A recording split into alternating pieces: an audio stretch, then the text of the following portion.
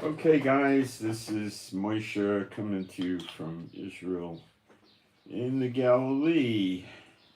Today's the 8th of May. Nice weather here in Israel today, but we're getting a little on the warm side. Let's see if I refresh, 61 degrees, a little nippy, and we're going to hit 82. Tomorrow we're going to go into the 90s, 92, and then Friday 96. Then we drop back down into the 80s, then 70s, and then low 80s, and it bounces around. So summertime is coming. The hottest month typically is August, but that doesn't mean it's always going to be that way. But that's usually the hottest. That's when a lot of Israelis go on vacation. A lot of them also go on vacation when they have the Rabbi Talmudic Passover, because they don't like being here because you're restricted on what you eat and everything is kind of shut down and all that. But this year with the war, I don't know how many people left. I do believe there's a lot of people that left Israel back October, November and haven't returned, which is normally the deal, but I don't have any numbers. They're not going to reveal anything. I'm not even sure they, calculated numbers or anything. I don't know. They got their hands full. Let me go into the chat and put my posts up.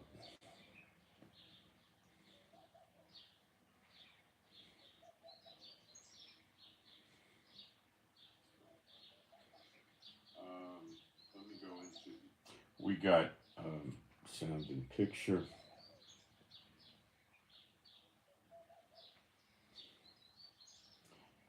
Please don't post in the chat till I get my posts up. I'll tell you when.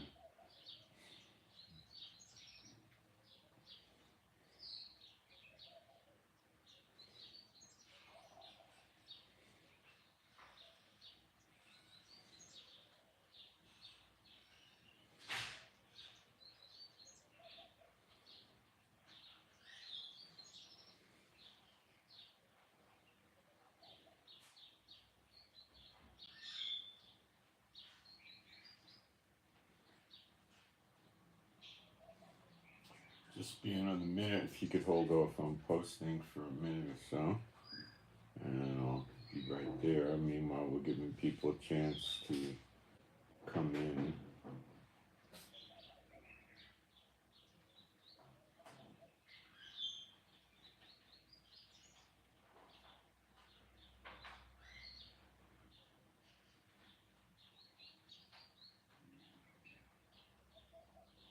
Okay, I got my posts up. And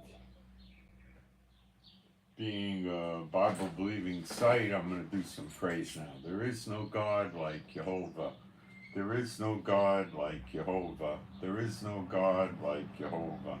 There is no God like Jehovah. There is no God like Jehovah. There is no God like Jehovah. There is no God like Jehovah. There is no Messiah like Yeshua. There is no Messiah like Yeshua. There is no Messiah like Yeshua. There is no Messiah like Yeshua. There is no Messiah like Yeshua. There is no Messiah like Yeshua. There is no Messiah like Yeshua. Okay, I'll cover the current events quickly. Then we'll go on to the daughter of Babylon and look at it harder than we have in the past. And I think we'll see some different things that we need to consider taking into account in Revelation 17 and 18. And we'll go through that. We're also going to do like Isaiah 47 into 50. Okay. We're into Rafa big time, and they didn't wait till the end of the week. Of course, rockets are flying out of Gaza. Not much, They're shooting them inside Gaza, basically. The Rafah crossing, Kerem Shalom, the crossing, and other things. Not really getting them into Israel. Lebanon stepped up their actions against us, and we're getting a lot of missiles every day, and I don't see Netanyahu doing anything about Lebanon of great seriousness. See, the Middle East mentality is they throw a punch at you, you throw a punch at them, and they go back and forth, shot for shot. It's the most moronic, idiotic way to run a country I could imagine. Yet the Israeli government does it that way. They take on the way of the Muslim nations surrounding them. It's insane. When you start going shot for shot with people, it's just a matter of time. You start getting hit in the eye and the nose and the teeth, the throat. It's not a good idea, but that's how they do it in Israel. The beginning of wisdom is fear of the Lord, and the entire government has no fear of the Lord, so they got a fear of the Talmudic rabbinical Lord, which is like the church with their December 25th Jesus. It's not the same thing. Okay. All right. They won't even say the name of Jehovah. The rabbis have gotten them to blot the name out by telling them, like, they'll be cursed if they say his name or write it or anything. It's insane what they've done. So this, as I've told you, is a very critical point, and the world is going to start going nuts. The UN General Assembly, as soon as this coming Friday, today's Wednesday, very soon, 2 days, 3 days, however you want to count it. You could say Wednesday, Thursday, Friday, or you can go say Thursday, Friday. I don't know how you want to count it. It's early in the morning here, so. But anyway, they could vote on a Palestinian statehood favorably.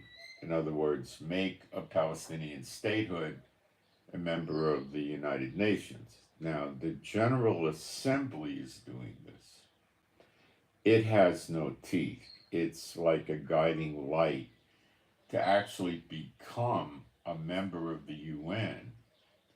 The Palestinian state would need to be approved as a member of the UN by the UN Security Council, on which permanent seats are held by the UK and the United States, amongst other countries. And to make a long story short, I don't think either of these countries is in the mood for a Palestinian state in the UN, because they're being attacked. British bases get attacked, British soldiers get attacked. They got this whole debacle with the Houthis, an ally of the Palestinian state, as they like to call it. And I'm not so sure that they're going to go for that. Let's get a list of who has the seats on the UN Security Council now. You could have a non-permanent member, veto it too, and I think that would hold. I don't know who they all are, but we can look it up pretty easily.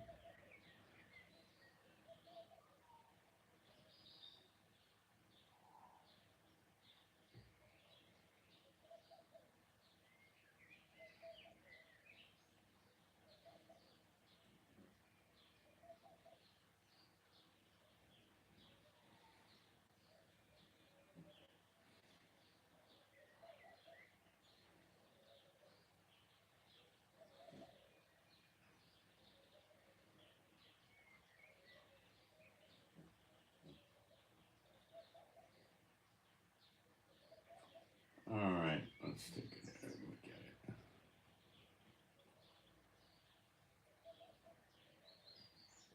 The permanent members are 5: China, France, Russia, UK, and the US.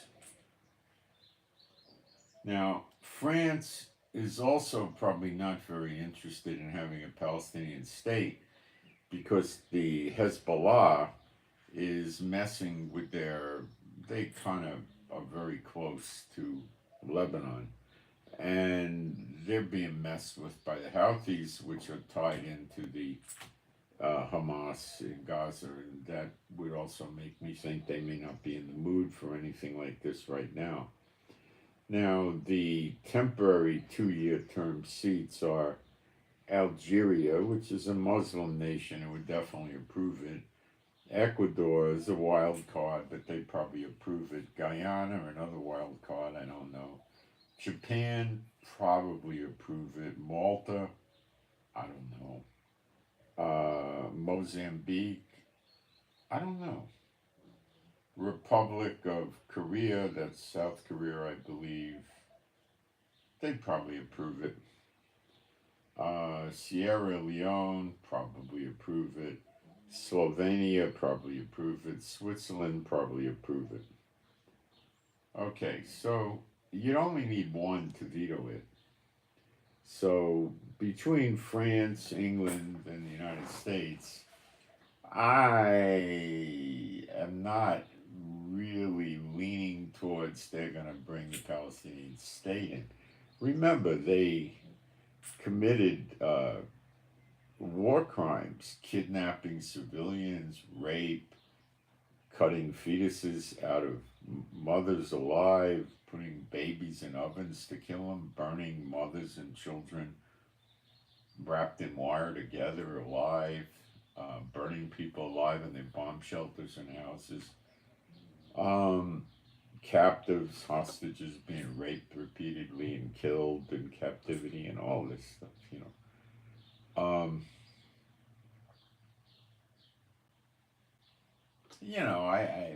They're crazy, and you got to understand the UN member states listen to Satan and the unclean spirits, and they're going to do what they're told. So it may come to pass because they don't, the unclean spirits are aware of the end times now, and they want to do everything they can within their power, which is a tiny pittance of power. All the power they have is deceiving and lying and manipulating people. That's it. And God doesn't care about that. He can just, swat it out of the way. So they might try that. To say the UN is the one world order is idiotic. They fight amongst themselves all the time.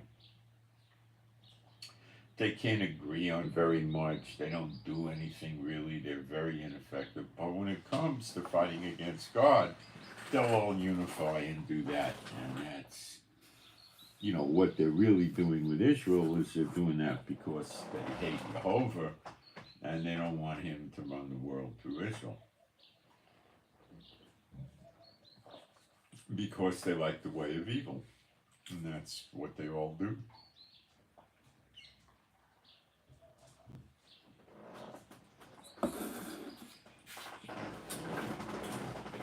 So I would be a little surprised if they allowed this, But you never know. It could happen. Biden has been very vocally outspoken against the invasion of Rafah, but now it's coming out that he says, well, if it's going to be a limited invasion, we're okay with it. So we have to take into account, is Biden really just mouthpiecing don't invade Rafah? And he wants it. And what would be a good reason he wants it? Because many nations, Muslim nations, terrorist states, and so forth, will likely go harder against Israel if Israel does the Rafah attack, which is already ongoing, because that will devastate Hamas.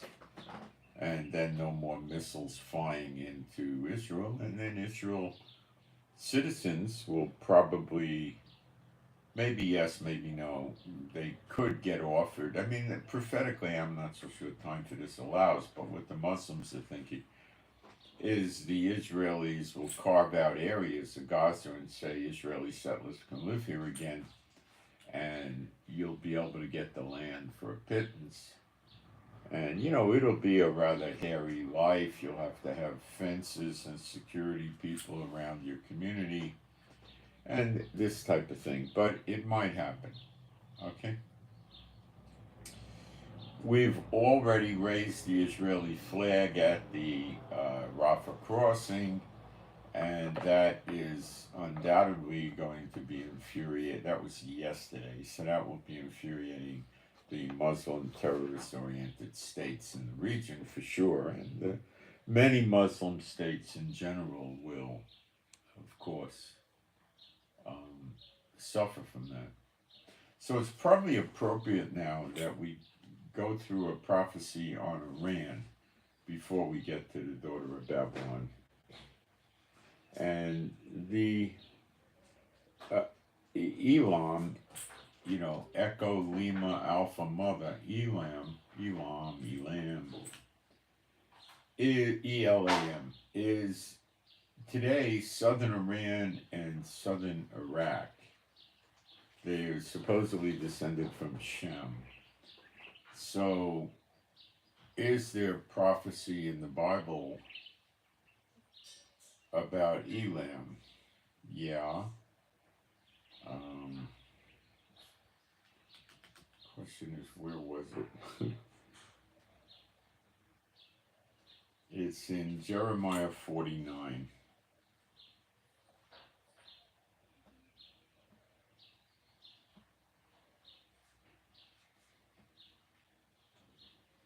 It's basically what you think it is. Okay. Therefore, behold, the days come, saith Jehovah, that I will cause an alarm of war to be heard in Rabbah of the Ammonites. Rabbah, what is Rabbah? It is,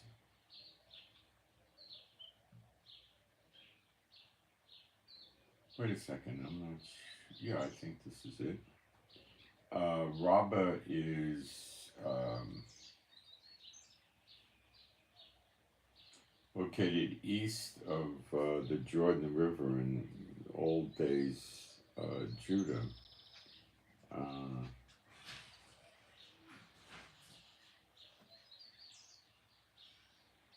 Okay.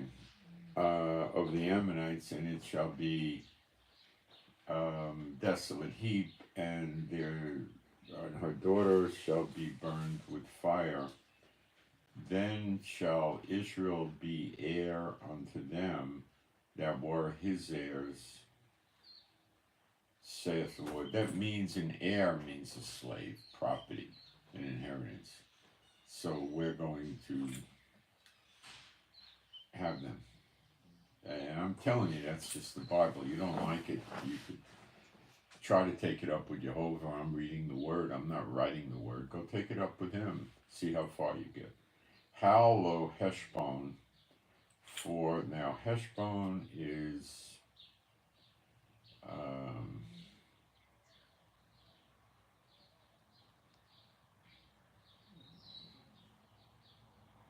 let's see what countries east of the Jordan. So I think we're focusing on the country Jordan here. I hope I got the right verse. Wait a second, I might have got this wrong.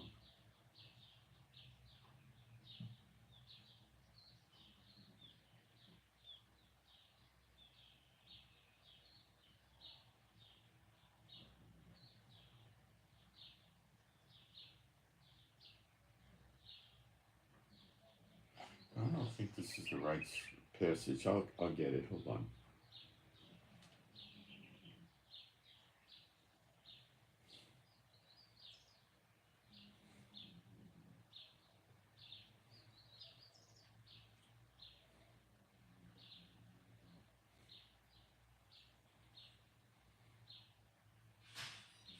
I didn't put my internet on this yet. Let's get it on. There it goes.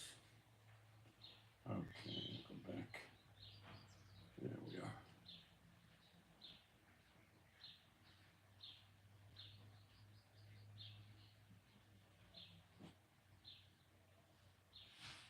I guess it is in 49. It's just at the latter part. Okay. Oh, wait a minute. Maybe it's Isaiah. What did I do?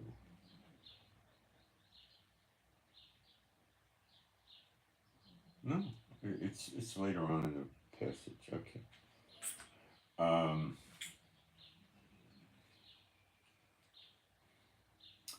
verse 2 of Jeremiah 49. Behold, the days come, saith Jehovah, that I will cause an alarm of war to be held in Rabbah the Ammonite, and it shall be the Ammonites, and it shall be a desolate heap, and her daughter shall be burned with fire, and Israel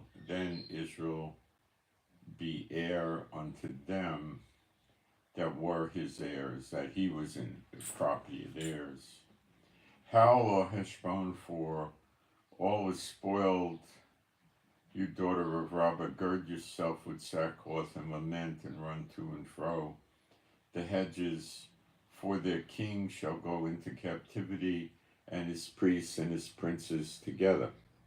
Wherefore, glorious thou in the valleys, thy flowing valley, O backsliding daughter, that trusteth in her treasures, saying, who shall come unto me?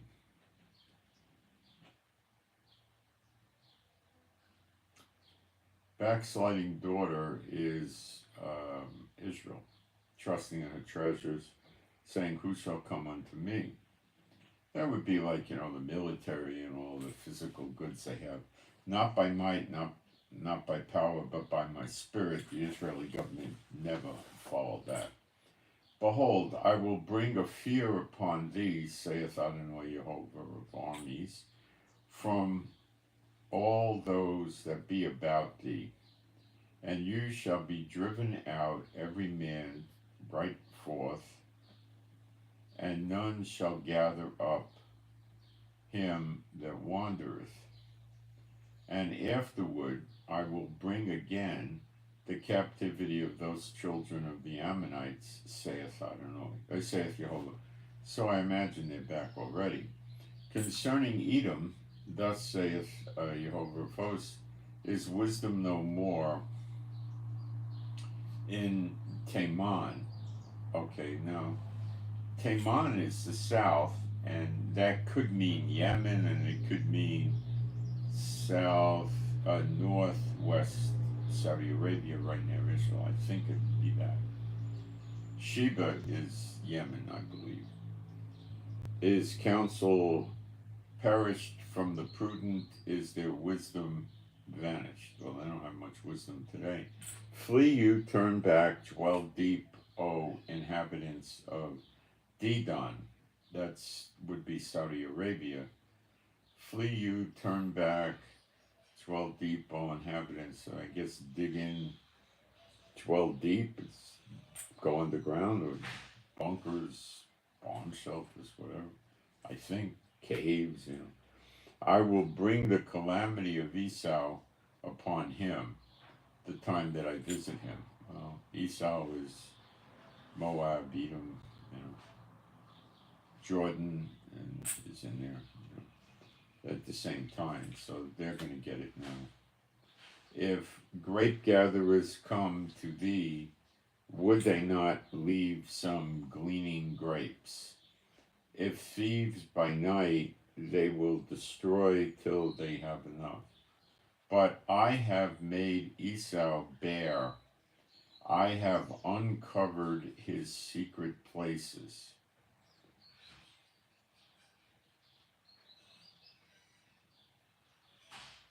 And he shall not be able to hide himself. His seed is spoiled, and his brethren and his neighbors, and he is not. That would be Jordan to a great extent. Leave thy fatherless children, I will preserve him alive, and let thy widows trust in me. For thus saith Jehovah, behold, they whose judgment was not to drink of the cup have assuredly drunken, and art thou he that shall altogether go unpunished? Thou shalt not go unpunished, but thou shalt surely drink of it. Now, it could be speaking of Israel here, because Israel does get the drink of the cup. They're currently doing it, I think. For I have sworn by myself, saith Jehovah, that Bozrah shall become a desolation. Bozrah's in Edom, which could be again northwest Saudi Arabia or Jordan, shall become a desolation, a reproach, a waste, and a curse, and all the cities thereof shall be perpetual waste. See, the current day countries don't line their borders up with Bible prophecy. So you have an idea of the general region, but you might not have a specific location because of their borderlines. So, it could be, near Jordan, but a few miles into Saudi Arabia or something like that, I have heard a rumor from Jehovah, and an ambassador is sent unto the heathen, saying, gather you together and come against her and rise up to the battle. For lo, I will make thee small among the goyim, the heathen, and despised among men.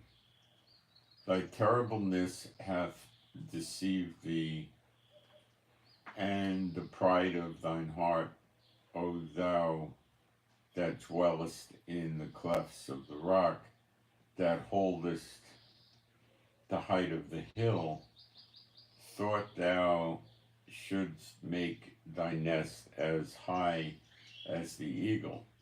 I will bring thee down from thence, saith Jehovah.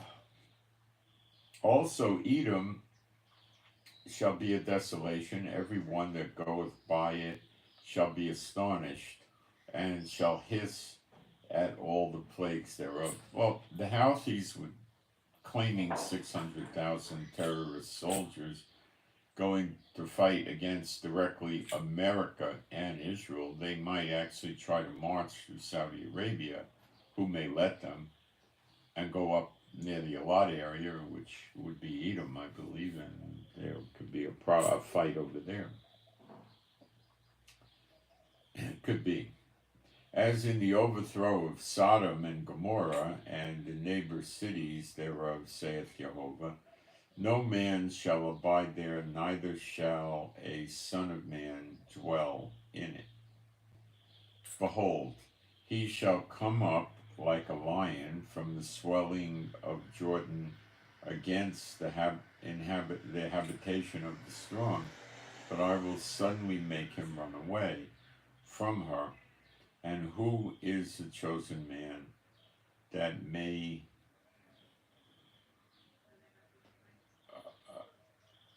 I may appoint over her? For who is like me, and who will appoint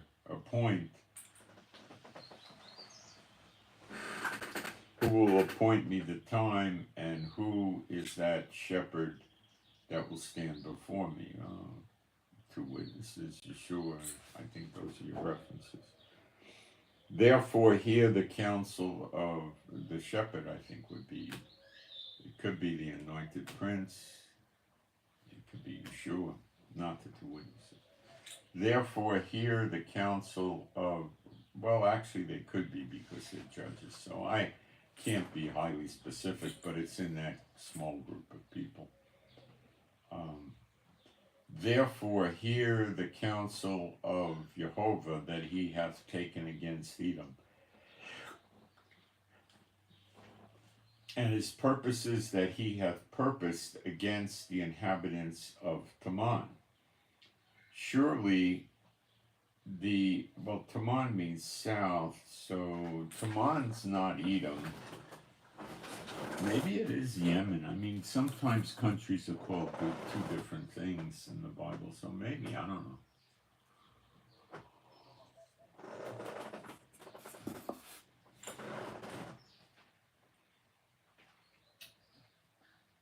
Surely the least of the flock shall draw them out. Surely he shall make their habitation desolate with them. That would be Israel. The ones that get to look upon the Son of Man, that are, that have the Spirit poured out on them.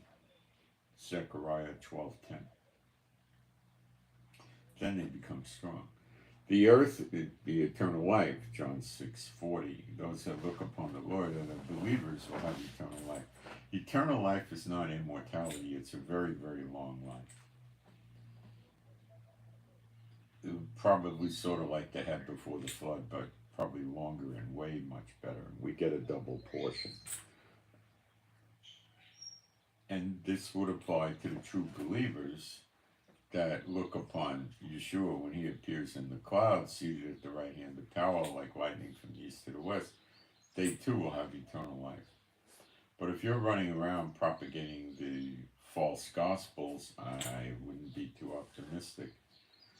The earth is moved at the noise of their fall, at the cry. Well, God searches the heart, but if your heart was right, I don't know how you could be running around all these years with the false gospel. It's hard for me to resolve that. The earth is moved at the noise of their fall, at the cry the noise thereof was heard in the Red Sea. Well, that's looking like Yemen a lot more now. The Hebrew word for Yemen is Taman, which means south. So, yeah, Red Sea, we're getting a lineup. Behold, he shall come up and fly as an eagle, and spread his wings over Bozrah, and at that day shall the heart of the mighty men of Edom be as the heart of a woman in her pangs. This is again Jordan or northwest Saudi Arabia. Concerning Damascus, Hamath is confounded, and Arpad, for they have heard evil tidings.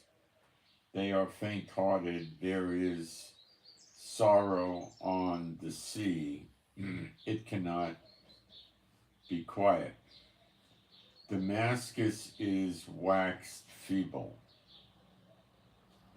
and turneth herself to flee, and fear hath seized on her, anguish and sorrows have taken her, as a woman in travail.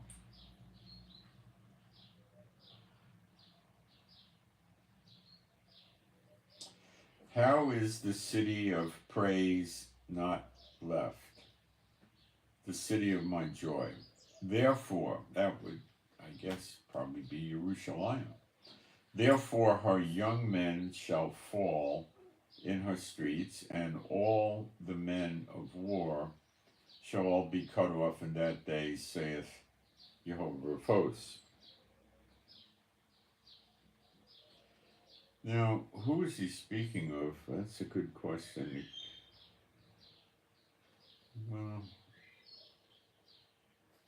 I guess it would be Israel these days. Like I say in Zechariah 12:10, there's no military present or government. We don't hear anything about them anymore. And I will kindle a fire in the wall of Damascus, and it shall consume the palaces of Ben-Hadad. Concerning Kedar, and concerning the kingdoms of Hazor, which Nebuchadrezzar, king of Babylon,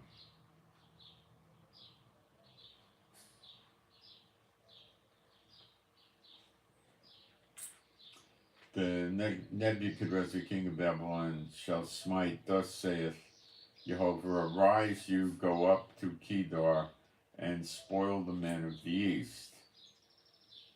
Now, he could be speaking of this Nebuchadnezzar in Jeremiah 50:51, which would be the President of the United States, or the old Nebuchadnezzar. The tents and their flocks shall they take away. They shall take to themselves their curtains and all their vessels and their camels, and they shall cry unto them, fear on every side. Now that's probably us doing that. Fire, flee, get you far off. Dwell deep, O you inhabitants of Hazor, saith Jehovah, for Nebuchadrezzar king of Babel hath taken counsel against you. Staying deep, this Nebuchadrezzar, it could be the Americans bombing Yemen, let's say. Could be, right? Lends itself. They go in bomb shelters, they go in the tunnels, they go in the bunkers underground, stuff like that. Arise, get you up unto the wealthy nation that dwelleth without a care. That's America, saith Jehovah, which have neither gates nor bars, which dwell alone. Man, guess it's America. It could be Israel after redemption too. Let's keep reading. And their camels shall be a booty, and the multitude of their cattle a spoil.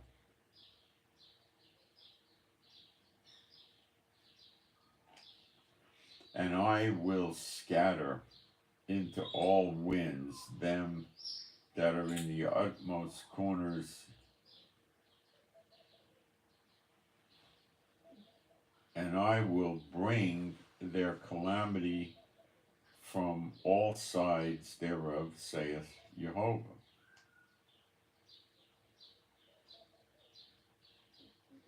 And Hazor shall be a dwelling for. Now, Hazor is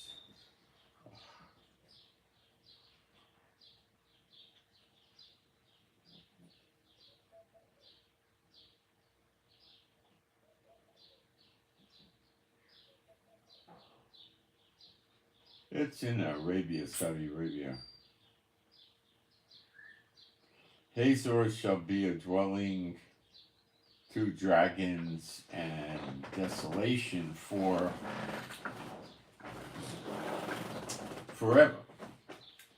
There shall no man abide there, nor any son of man dwell in it.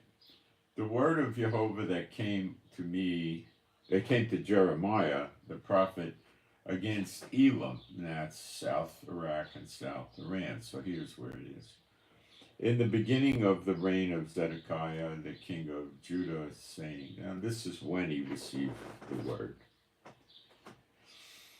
Thus saith Jehovah of armies, behold, I will break the bow of Elam. That means their weapons.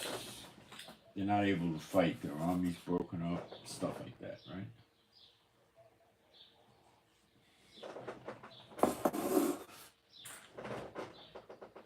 The chief of their might. Well, could be a targeted assassination or something against their, whatever they call the schmuck. What do they call him? The mullah. They got some name for the guy. And upon Elam will I bring the four winds from the four quarters of heaven, and will scatter them towards all those winds, and there shall be no nation whither the coasts of the outcasts of Elam shall not come. So Elam's military might is destroyed, and then they scatter. Now, for I will cause Elam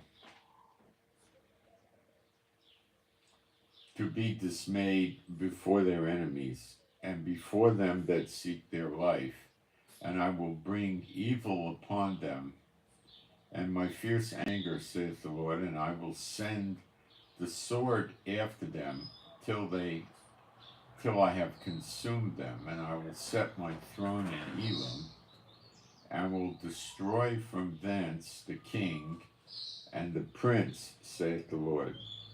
But it shall come to pass in the latter days that I will bring again the captivity of Elam. So how do you put this together? Well, let's go back a little bit here.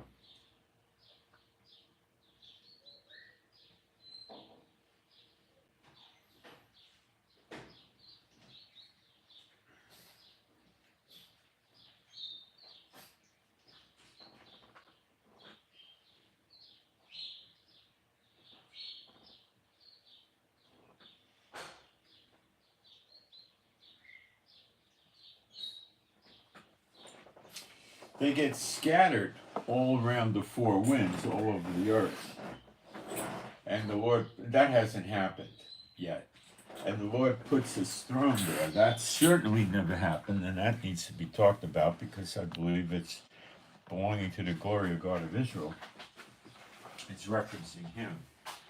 And the return in the latter days is Gog and Magog, where you read of Persia. I'll be right back. Quick break.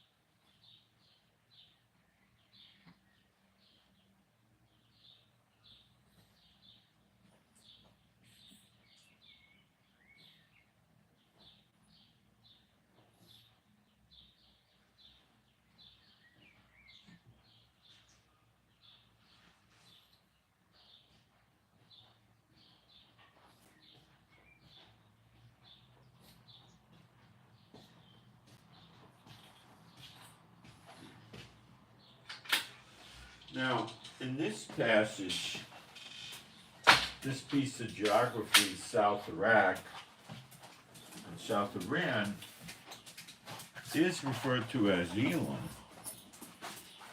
But in Jeremiah 50 and 51, it's referred to as Persia. So 50, 60 years from now, we're in the second 70 of Daniel 9:24, which is going to begin in Zechariah 12:10 with the appearing of the Son of Man in the clouds.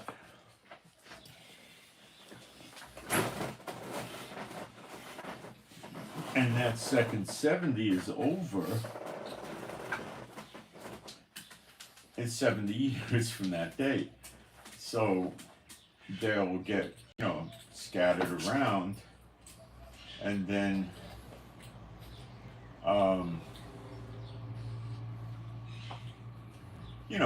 could be 50, 60, 65 years or something like that.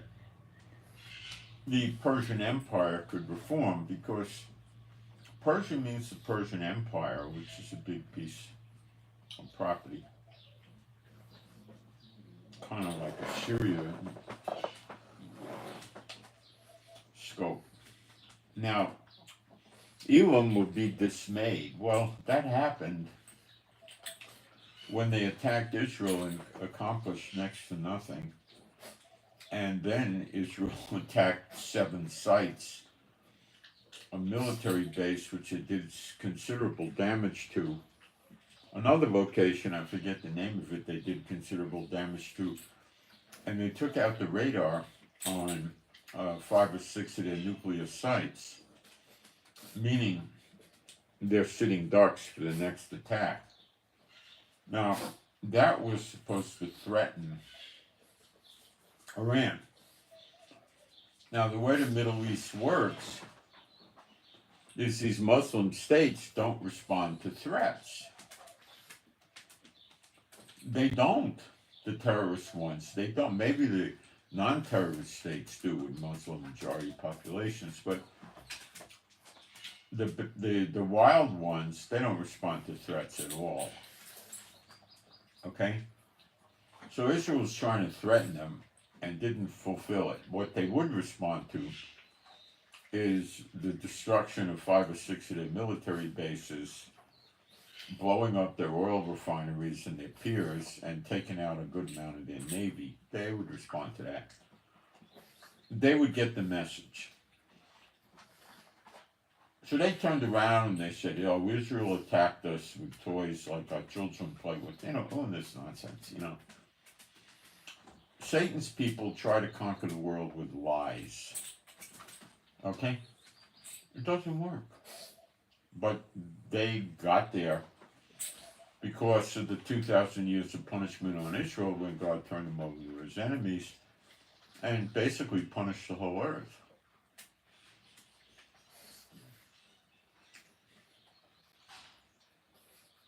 That's what happened. Now, they're still at the very, very, very end of it, and they haven't woken up. And they're about to get smashed. Now, they are behind a lot of evil for Israel, funding these satellite countries, the Houthis in Yemen, Hamas in Gaza, Hezbollah in Lebanon, and various Iran-backed militias in Iraq and Syria. Okay?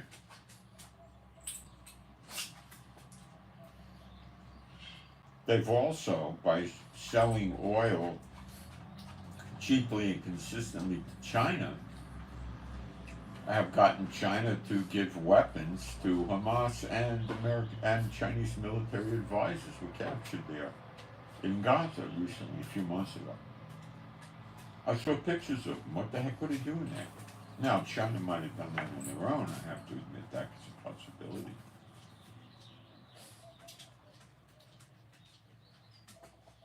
Okay? So they're going to get busted up too. And very shortly. And their weapons aren't going to be around. They're going to, all the nations are going to get it.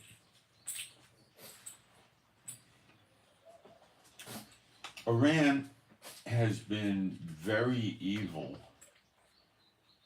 towards Israel for a number of years. And when the Shah was running Iran, he wasn't, trying to sink Israel's ship or anything like that, annihilate Israel, nothing like that. So it's this later regime. They took power in basically sometime in 1979. And life for the Iranian population went straight downhill since they took over. The Shah's problem was he wasn't careful in watching the Muslims. He didn't do that right. And they got more and more powerful, and they overthrew his government. And he went into exile. Well, he got killed, basically exiled, and then his son is in exile, and the Americans would very much, I believe, like to see his son get back in power, but I don't think you'll ever see it. If you saw the son get back into power, what you would see is him making all kinds of peace deals with Israel. We'd have pistachio nuts all over the place. That's a big crop of theirs. And it would turn away from being a Muslim majority country, no more Sharia law and stuff like that. I don't think we're going to see that. So, Iran will make a comeback at the close of the second 70 of Daniel 9:24 as that approaches. But they're about to get smacked badly. Okay? And it's part of Jeremiah 30:11 because that nation is going to be destroyed so much they're not going to live there anymore. Now, there's a scripture in Jeremiah 30 that's highly relevant to these nations getting destroyed. It's found in Jeremiah 30, verse 16. Jeremiah 30 is associated with the birth pangs, the birth of the nation in a day, and Jacob's trouble, which is Zechariah 12. And it reads, "Therefore all they that devour you shall be devoured, and all thine adversaries, every one of them, shall go into captivity, and they that spoil thee shall be a spoil, and all that prey upon thee will I give for a prey. For I will restore health unto thee, and I will heal thee of thy wounds, saith Jehovah, because they called thee an outcast, saying, This is Zion whom no man seeketh." They have to, restore the health, and that's the eternal life when they see the one whom they have pierced in Zechariah 12:10. It's not living forever. When you get into New Jerusalem and you eat the tree of life and you drink from the water of life, then there is no more death. That's in New Jerusalem. That's not for today. Okay? We'll be very strong, very beautiful, we'll have no maladies, no illnesses, no imperfections, all that stuff. Be like young, it says. In Malachi 4, they shall jump out of the stall like a calf. Okay? So, Iran has been cooking up a huge amount of evil for Israel for many years, and they're about to get slammed. Okay? Now, there's something interesting I was exposed to today. Jake Sullivan, who's a key man in the Obama government, what's his actual title? Security? Let's look it up. I think it's security advisor. Let's look it up.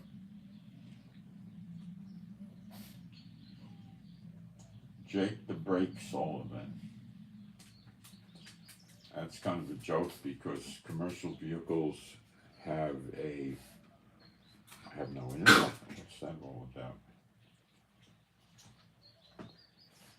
I have internet on the live stream, but not here. I don't know what's going on. Let me check.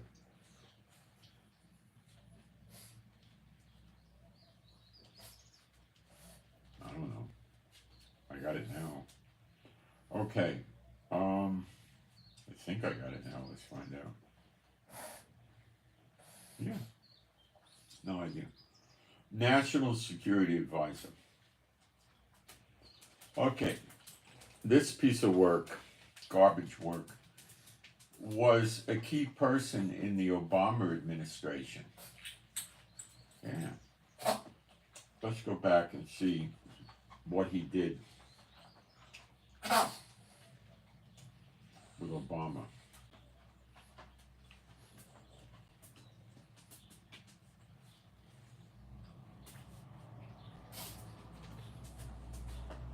Yafa, give it a rest. Go someplace. Come on, go down.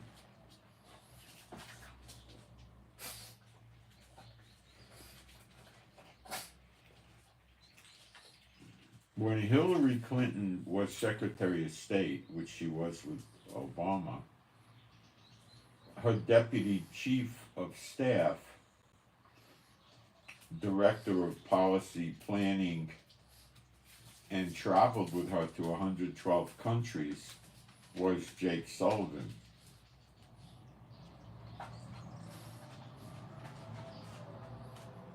And he worked in the Obama administration as a deputy assistant to the president and national security advisor to Vice President Joe Biden.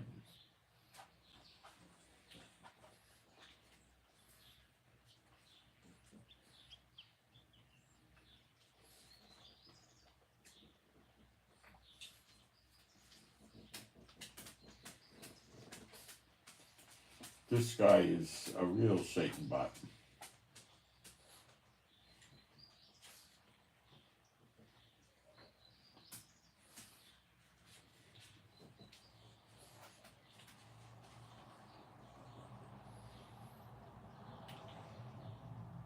He's got a real satanic history.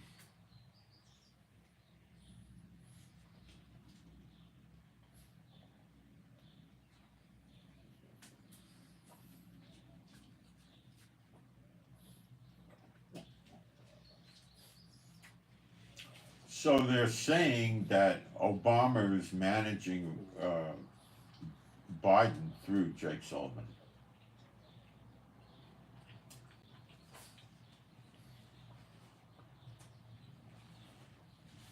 I think it's likely true.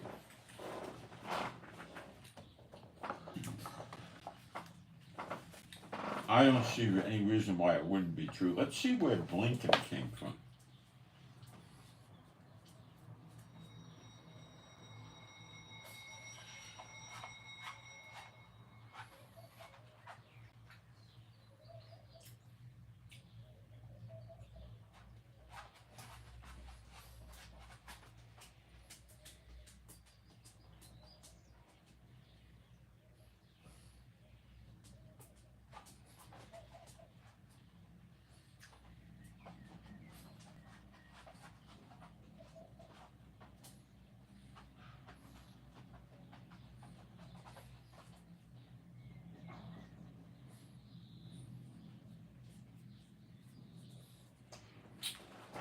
This piece of work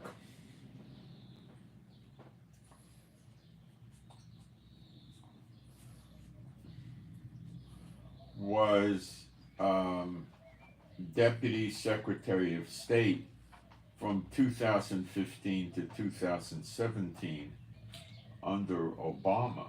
And he was also a Deputy National Security Advisor from 2013 to 2015. I assume that would be Obama years.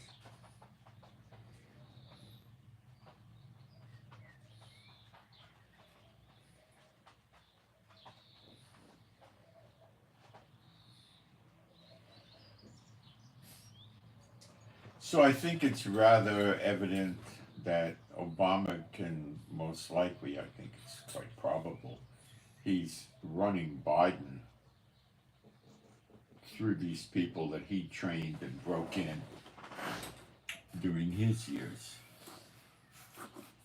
And that's how it's being done, because I don't think Biden is cognitively capable of doing this stuff.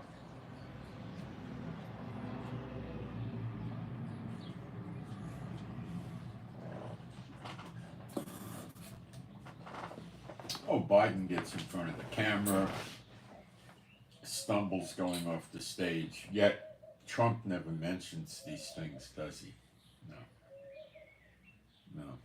Why? Because Trump's one of them. Obama and Trump never got along, that I know of, or at least they were giving us the impression they never got along.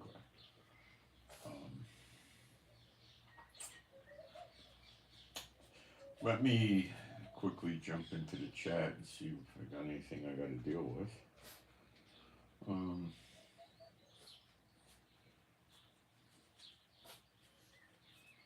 I didn't remove anybody's comment. If you put a comment up and it didn't appear, it's because you used words on my word filter.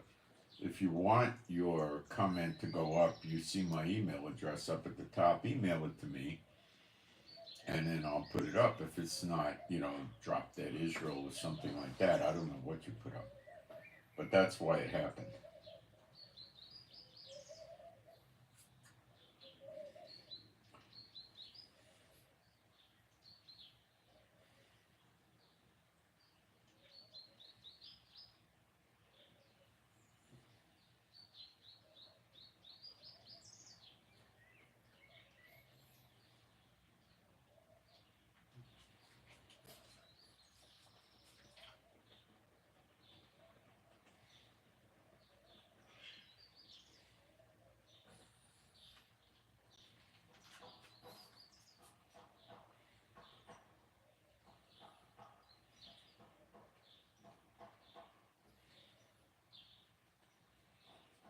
Oh, I threw the garbage out. Okay.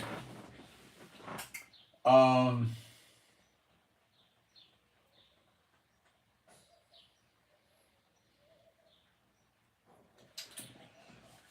let's go to Revelation 17 and 18 and take a harder look at this, okay?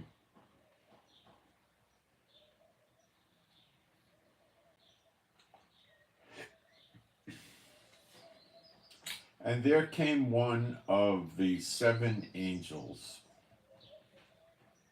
Now, let's not get too much hung up on sequencing in Revelation, because, mind you, in Revelation 11, we see the two witnesses, the beast and the false prophet, the mark of the beast, and all of that stuff, okay? Before, like Revelation 17 and things like that. So it's not a linear sequence, it's mixed up, okay? And there came one of the seven angels which had, see, the parables would be very difficult for the unbeliever to understand, and probably impossible. And the same with the prophecies, they can't understand it, okay? They get a couple of things. Maybe Satan was listening to the apostles preach way back when or something, but he might have listened to Yeshua preach, and but and there came one of the seven angels which had these seven vials, and talked with me, saying unto me, Come hither, I will show unto thee the judgment of the great whore that sitteth upon many waters. The great whore is not the beast and the false prophet.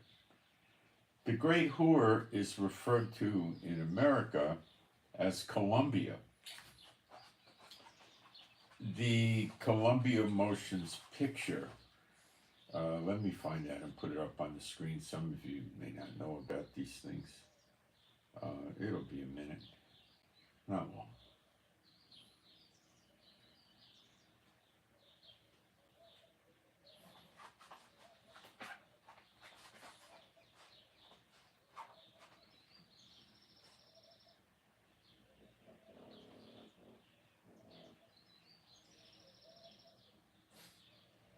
Well, let me try to find a good image of it.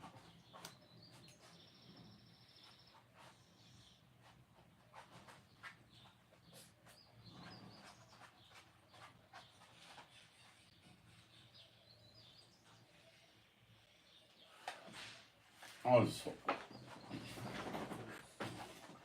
holding the light, come to the light, on a pedestal.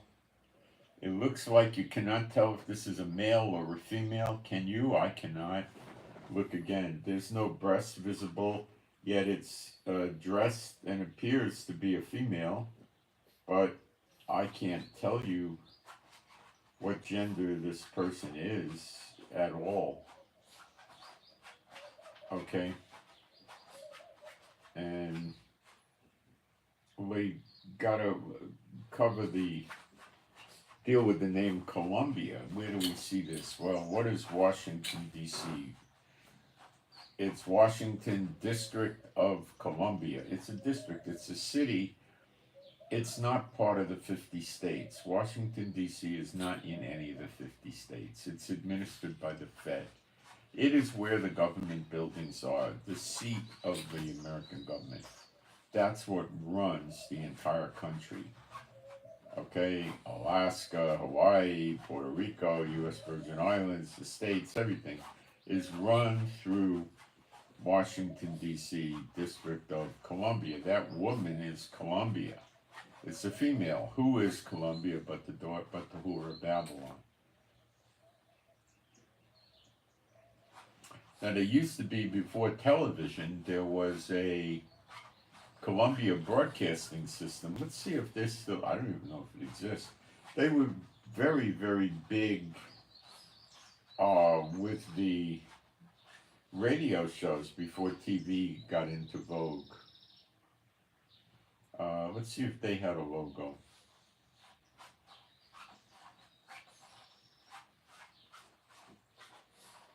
See, they're not going to say Whore of Babylon Broadcasting System, you know.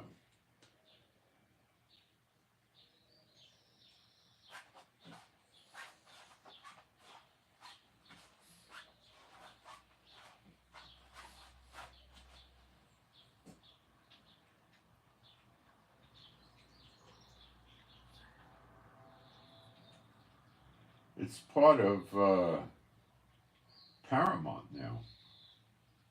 Let's see if they did have a logo, and let's see if Paramount has a logo. Might be revealing, I don't know. It may not be. Oh, it's revealing already.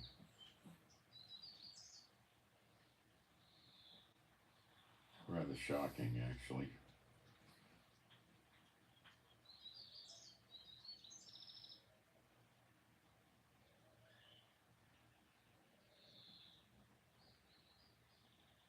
It's changed its logo many times.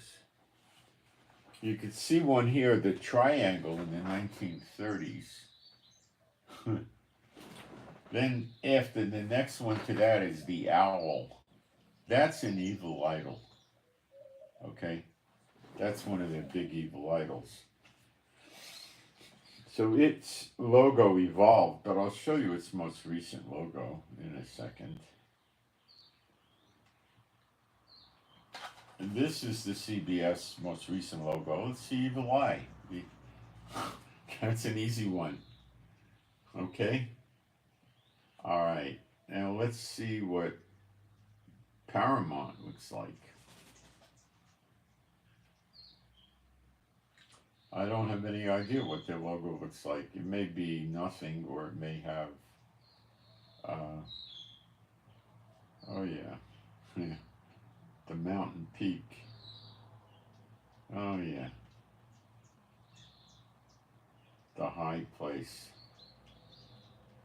I'll show it to you in a second. Let me see if there's some others, older ones.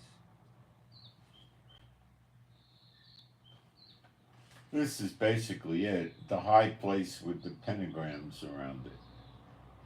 What country has 50 pentagrams on its flag?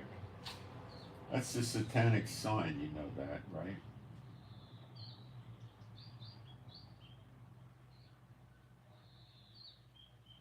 Trying to see if they had any more older logos that were more evil, but this one's rather evil.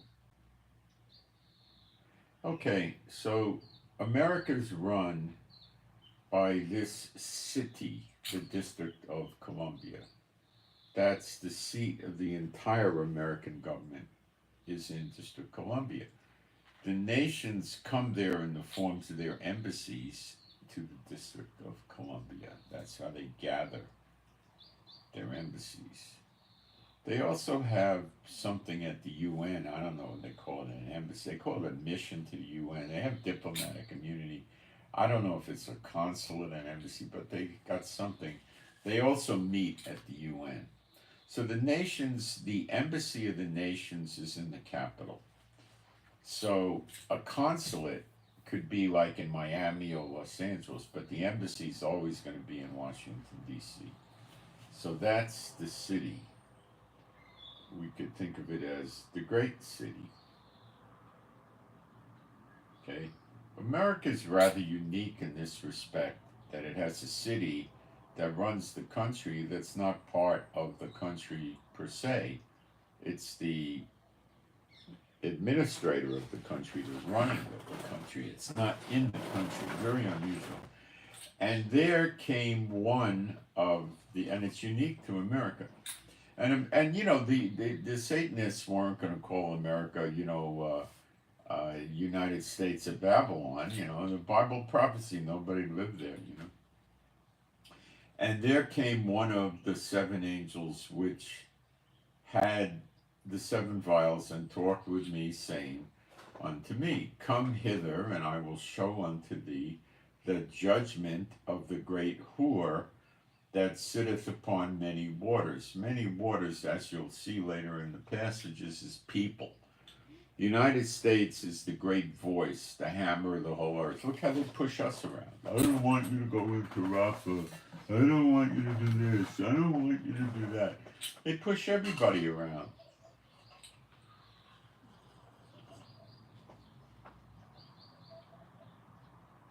There's a coalition of nations that are getting ready to destroy her, and they will. And that coalition is the big players are Russia, China, then the next tier down is North Korea and Iran, and the next tier down is many other countries, Muslim states and otherwise, that hate America. There's a lot of them.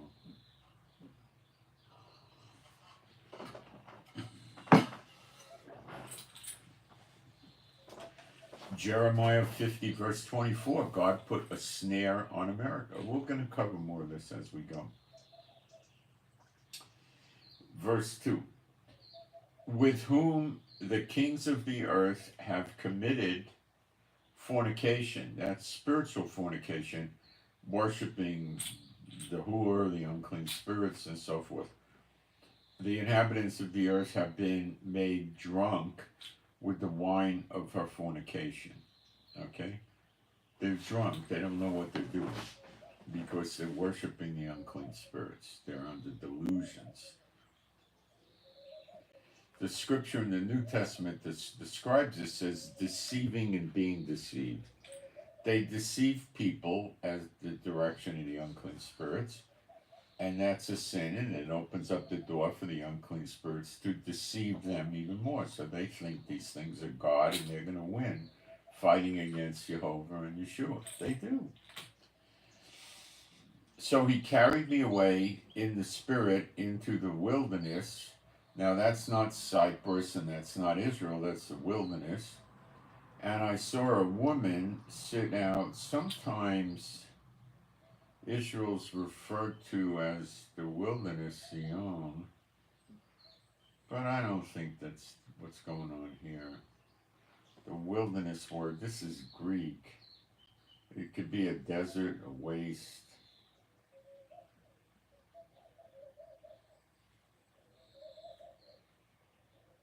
I don't think it's Israel. I have no reason to believe that. Into the wilderness, and I saw a woman sit upon a scarlet colored beast. That's the beast that comes up out of the pit. That's not Satan by the descriptors. It's not Satan, it's the beast. That's the one who comes up out of the sea in Revelation 13. And Satan gives him his throne and his seat. It's Revelation 13. And Revelation 2, regarding the church of Pergamos, says that Satan's seat is in Pergamos, and that's where Satan dwells, in Pergamos. Got it? That's not Jerusalem. That's not Israel. That's in Cyprus, by North Cyprus, which Turkey has. Kind of northwestern Cyprus by the coast. And that's where the beast gets his power from Satan and gets his seat in Pergamos in Cyprus. It's right there for you to do. Just read Revelation 13 and then read Revelation 2 and you have it. I think it's Revelation 2 around verse 12. It talks about Pergamos. It's roughly verse 12. I saw a woman sit upon a scarlet colored beast. Well, some of you probably don't really know this, so I'll shock you.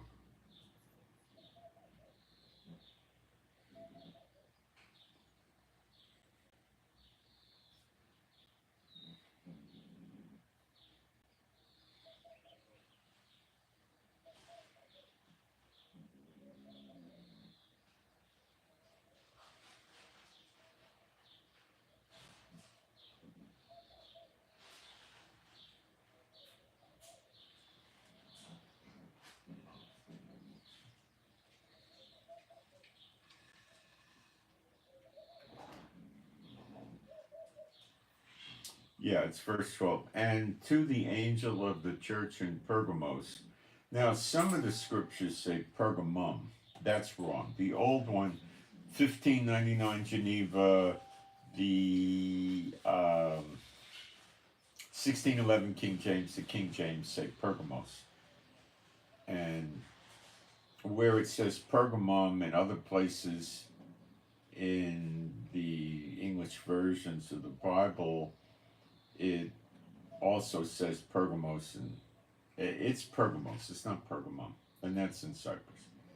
There never was a Pergamos in Israel, never will be. There never was a Pergamum in Israel, never will be. Okay. And to the angel of the church in Pergamos write these things, saith, he which hath the sharp sword with two edges, that's Yeshua, I know thy works and where thou dwellest, even where Satan's seat is, that's in Pergamos. And thou holdest fast my name, and hast not denied my faith, even in those days where Antipas was my faithful martyr, who was slain among you, where Satan dwelleth. Satan seats in Pergamos and Cyprus, and that's where he dwells. The correlating scripture to this is in the beginning of Revelation 13. And I looked, and lo, a lamb stood. Oh, I'm in 14, that ain't working. Okay, 13, verse 1. And I stood upon the sand of the sea. Pergamos runs to the water, it's by the beach and stuff, okay? It's a pretty substantial city, but it does go up to the coast there, the beach. Upon the sand of the sea, and saw a beast rise up out of the sea, having 7 heads and 10 horns, and upon his horns 10 crowns, and upon his heads the name of blasphemy. Well, this is the one the whore is riding on, that beast. And the beast which I saw like unto a leopard, and his feet were as the feet of a bear. Now, I don't believe he's literally this way. I doubt it. I believe it's the descriptors of how he operates. Okay? So,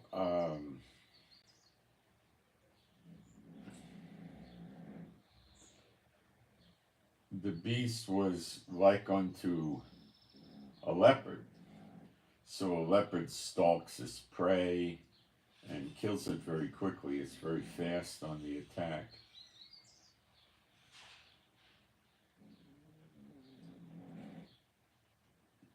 And his feet were as the feet of a bear, and those are dangerous weapons on a bear.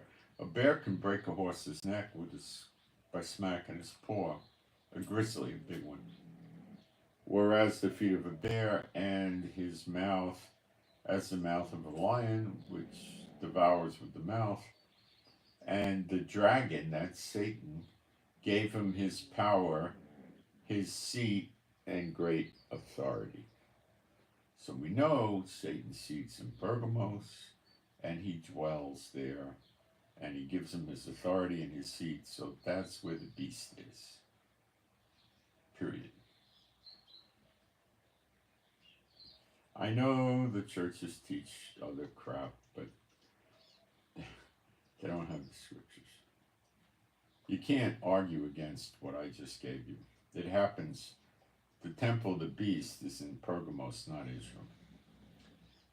And when in Revelation 11 people say, oh, which is spiritually, Sodom and Egypt, where our Lord was crucified. But our Lord wasn't crucified in Jerusalem. He was crucified outside the gates. So that disputes the argument that it's going to happen in the next temple. It doesn't. The two prophets may be in the next temple, warning the people about the great falling away. But we don't see a depiction of them being killed by the beast there. I don't believe it works. Okay?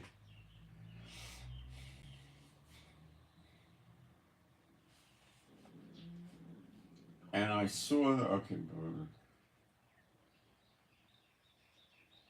well, what verse was I in?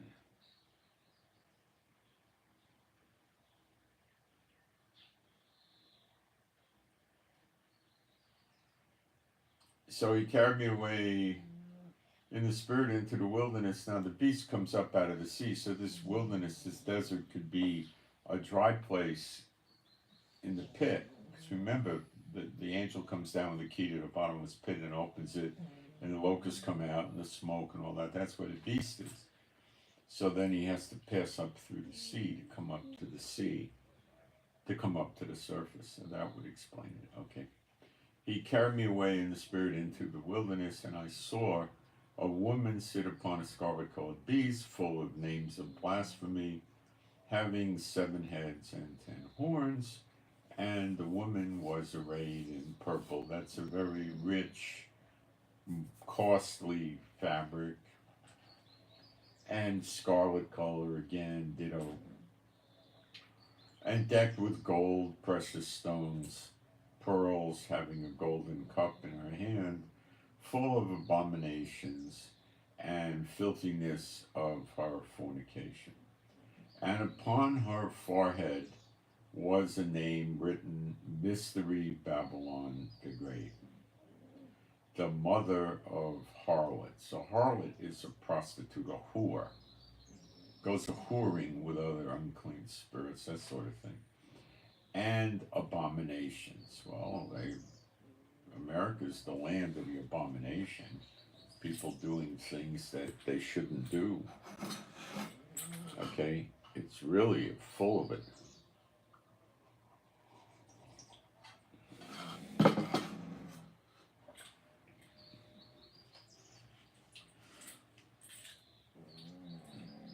Remember Epstein? Yeah. Okay. And I saw the woman drunken with the blood of the saints. Remember Epstein Island? Drunken with the blood of the saints. But that could be spiritually drunken. I think it's what it is. But it could be both. And with the blood of the martyrs of Yeshua. And when I saw her, I wondered with great admiration. And the angel said unto me, Wherefore didst thou marvel? I will tell thee the mystery of the woman, and of the beast that carrieth her. She's dominating the beast. He carries her. She's running the beast. When you ride on a horse or a camel or a donkey, you're dominating the beast. The beast is carrying you, a beast of burden. Okay? The woman and of the beast that carrieth her, which hath the 7 heads and the 10 horns. The beast that thou sawest was and is. So he was at one point in time, and then he got thrown into the pit. And is not, because he's in the pit, and shall ascend out of the bottomless pit. That's when the angel opens it up. Big clouds of smoke come out and darken the sky. That hasn't happened yet. So it's not any of these guys running around on the earth like they say Trump or King Charles or Putin. I forget that. Was and is not and shall ascend out of the bottomless pit and go into perdition. Well, perdition is not the pit. Perdition is the lake of fire. And the beast and the false prophet, as most of you know, have the honor of being the very first bad critters to be thrown into the lake of fire. And that's your perdition. And they that dwell on the earth shall wonder whose names were not written in the book of life from the foundation of the world, when they behold the beast that was and is not and yet is. He was, and then he was not because he's in the pit, and he yet is because he comes back up out of the pit. And here is the mind which hath wisdom, and the whore is down in the pit with him. And here is the mind which hath wisdom. Now, putting two and two together, I'm saying that this Columbia is the name that the Satan worshippers refer to as this woman. Okay? Mind you, we don't know if it's a woman. It's spoken to as a woman, but it's dressed genderlessly. Short hair for a woman, looks female, but there's no breasts, and, dressed kind of female-ish. This is referred to here as a woman, but it's a woman taking on aspects that are like, both sexes or something like that, or whatever. I don't know what it is, but it's not normal. And here is, when they do art, you look at the masters in the museums, the women are portrayed with female breasts. And here is the mind which hath wisdom. The 7 heads are the 7 mountains on which the woman sitteth. Now, I believe those to be the continents, because we have 7 continents, and she runs them right now. Well, she never really runs them, but she thinks she does. And there, well, this thing flipped on me. Let's see what verse I'm on.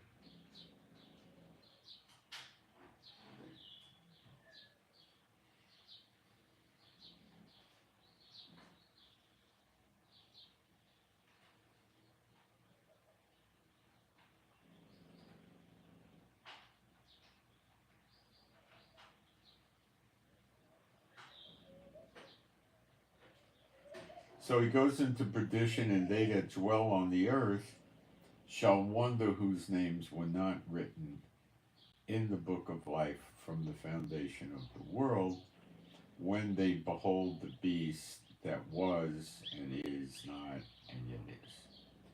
And here is the mind which hath wisdom. The 7 heads are the 7 mountains on which the woman sitteth.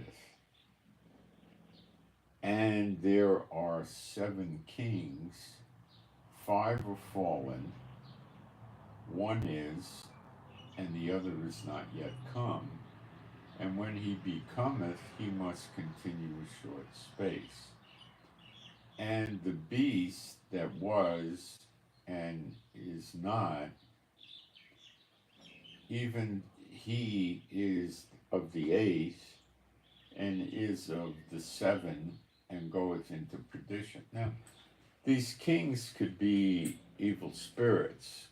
It could be flesh kings, it could be evil spirits.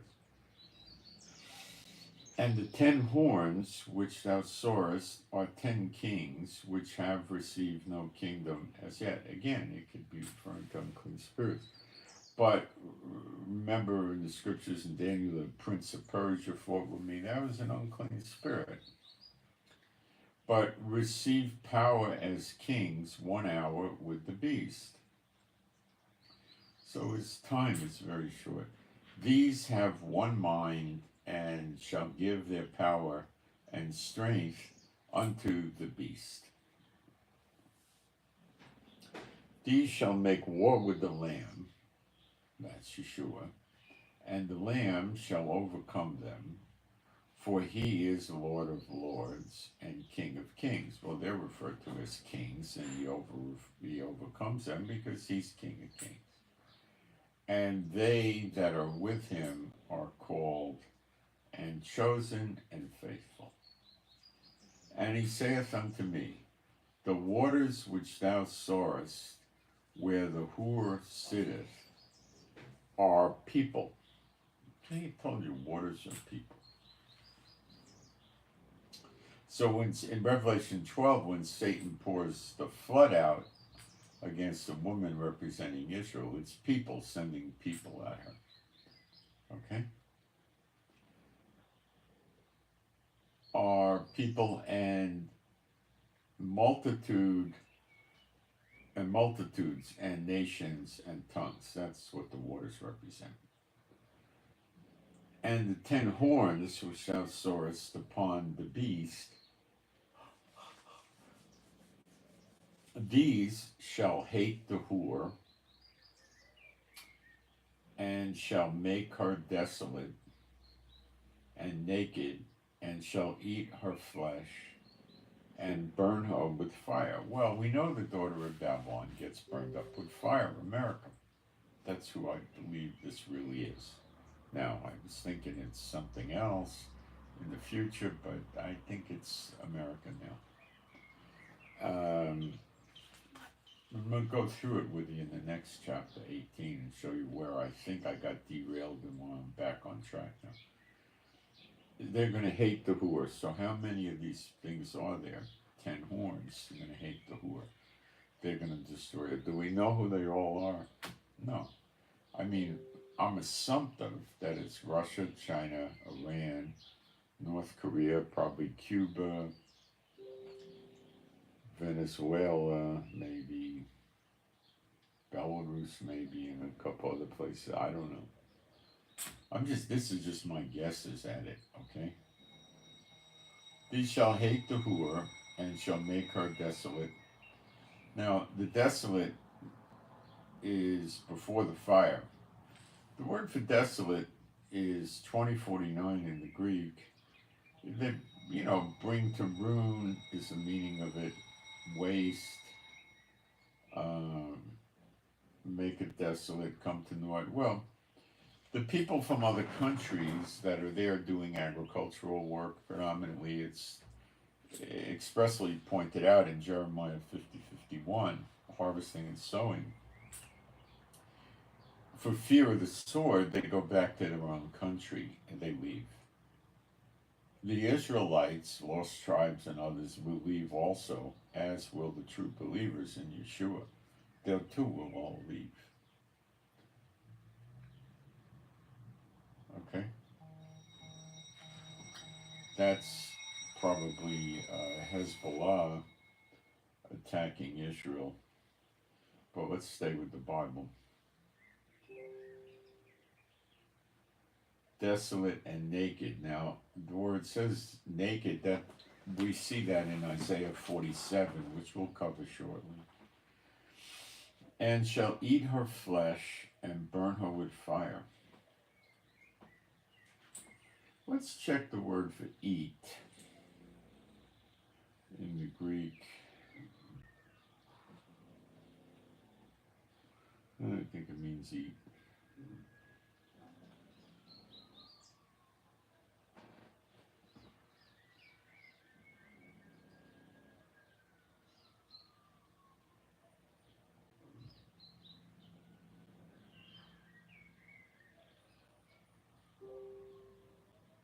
Well, we know that Russia, Iran, North Korea, China hate America.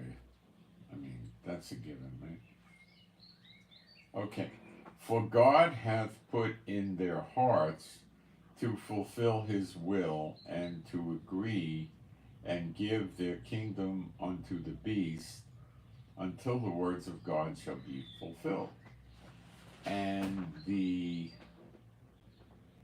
woman which thou sawest is that great city which reigneth over the kings of the earth. Well, that's the great city, Washington, D.C., and it basically runs the earth because that's the seat of power in D.C. Okay, now we go to 18. If my iPad cooperates, we go to 18. There it is. And after these things, I saw another angel come down from heaven, having great power, and the earth was lightened with his glory.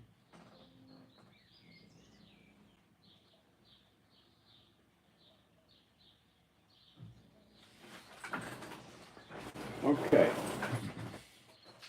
And he cried mightily with a strong voice, saying, Babylon the Great is fallen, and is become the habitation of devils, and the hold of every foul spirit, and a cage of every unclean and hateful bird. Those are, I would say, demons. Fallen means it's not destroyed, it's, in a decrepit spiritual state. For all nations have drunk of the wine of the wrath of her fornication, and the kings of the earth have committed fornication with her. And the merchants of the earth are waxed rich through the abundance of her delicacies. The merchants of the earth, the big merchants of the earth, are not all in America, but many are. Many are. The Amazon, Apple, AT&T, Verizon, Ford, Chevy, Chrysler, Cadillac, and all this stuff. The weapons manufacturers, tons of them. The phone company, they're there.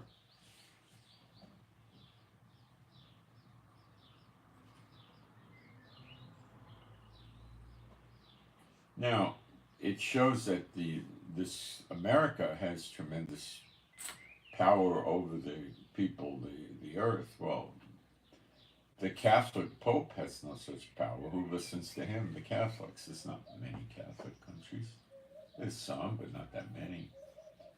The other alternative to church world line we tried to shove at you is Mecca and Medina, which is in Saudi Arabia. You can forget that. The Hindus don't listen to the Pope. The Muslims don't listen to the Pope. The Christian countries don't listen to the Pope. The Buddhist countries don't listen to the Pope. The atheist countries don't listen to the Pope. Forget the Pope. He's not the right one.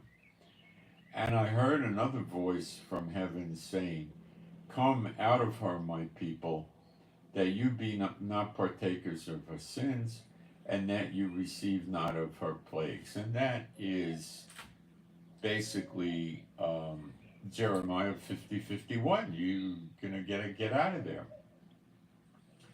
For her sins have reached unto heaven, and God hath remembered her lawlessness. Reward her even as she rewarded you, and double unto her, double according to her works. In the cup which she hath filled to her double. So she gets a double portion of the cup of the wrath of the Lord. Very bad for them. Double doom and gloom. How much she hath glorified herself and lived deliciously, so much torment and sorrow give her, for she saith in her heart, I sit a queen and no widow, and shall see no sorrow. This is like practically a direct quote out of Isaiah 47, as you'll soon see. And Isaiah 47 announces it, depicting the daughter of Babylon, which is America, which is going to happen any day, any week. Might take a couple of months or something, but it's happening. And you can see it coming together. I mean, it's obvious. Okay. Therefore shall her plagues come in one day. So she's going to get plagues, or hits is a better translations of it. And it's going to happen in one day. The United States goes down very suddenly. In Jeremiah 50:51, suddenly. Now the believers could see it building up, but it's going to be suddenly. And mourning and famine, and she shall be utterly burned with fire. The big destruction is in fire. In Jeremiah 50:51, it says he shall kindle fires in and about her cities, and the flames get them. And the survivalists, how many survivalists have a get out location or a bunker, and they got 25 fire extinguishers in there? No, they got food and guns and bullets and all the wrong things.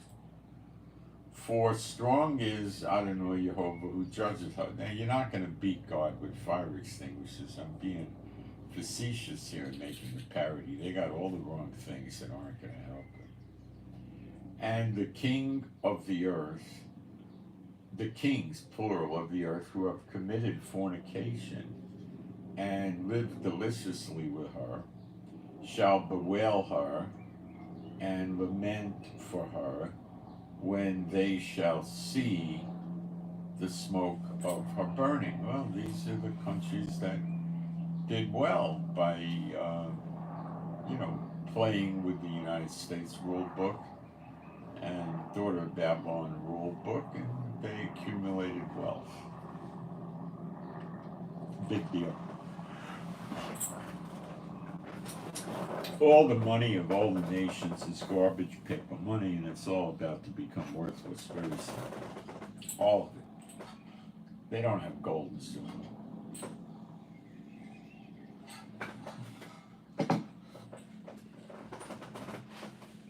People own gold and silver, but no government in the world today uses gold and silver as a currency.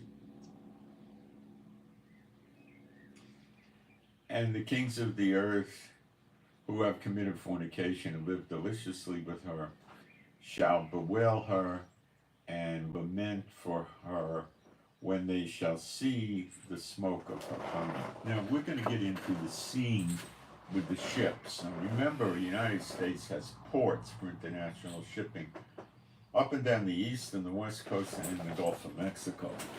The papacy and the Vatican doesn't have that, neither does Saudi Arabia. So it's America. I'll be right back. Quick. Oh, cool. You were hiding. I didn't see you there, kiddo. Sorry. Yeah, she's all right. She was waiting on her. I couldn't see her under the chair.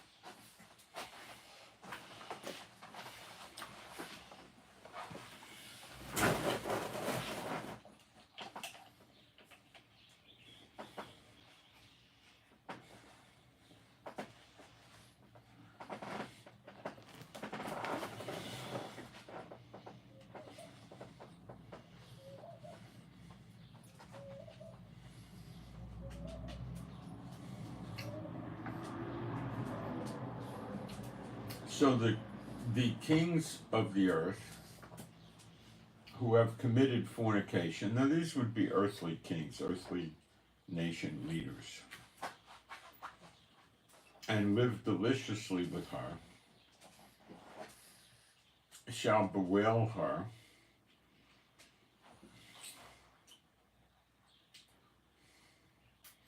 and lament for her when they shall see the smoke of her burning, standing afar off for the fear of her torment, saying, Alas, alas, that great city Babylon, that mighty city, for in 1 hour is thy judgment come. Now, standing afar off, could that be Europe and Asia? No. It's the ships. We'll read on, you'll see it. They're standing on their ships. America has big delays in offloading cargo. And there's, when you look around the whole United States, there's hundreds and hundreds of merchant marine vessels in these ports waiting in line to unload and load at the docks. Verse 11, and the merchants of the earth shall weep and mourn over her, for no man buyeth their merchandise anymore. Well, you've got the fashion houses in Paris, in France, right? You've got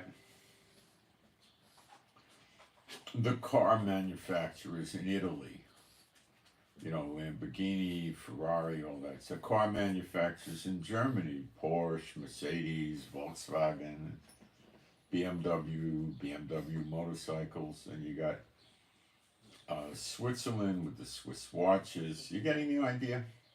I think you are. And the perfumes from Paris and Italy, and also a lot of fashion from Italy. I mean, men that run around buying suits for $5,000. Gotta understand it. That's standard operating procedure for the high-ranking executives in these big corporations.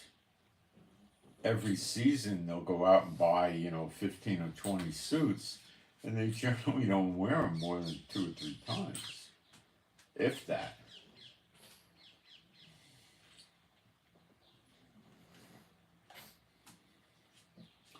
The merchandise of gold and silver, jewelry, it comes from Italy, it comes from Switzerland, it comes from France, it comes from Israel, it comes from a lot of countries. Diamonds, rubies, sapphires. It comes from South Africa, that stuff, other countries. And precious stones, I covered that, and pearls, yeah, they come from the South Pacific and other countries. India has precious stones.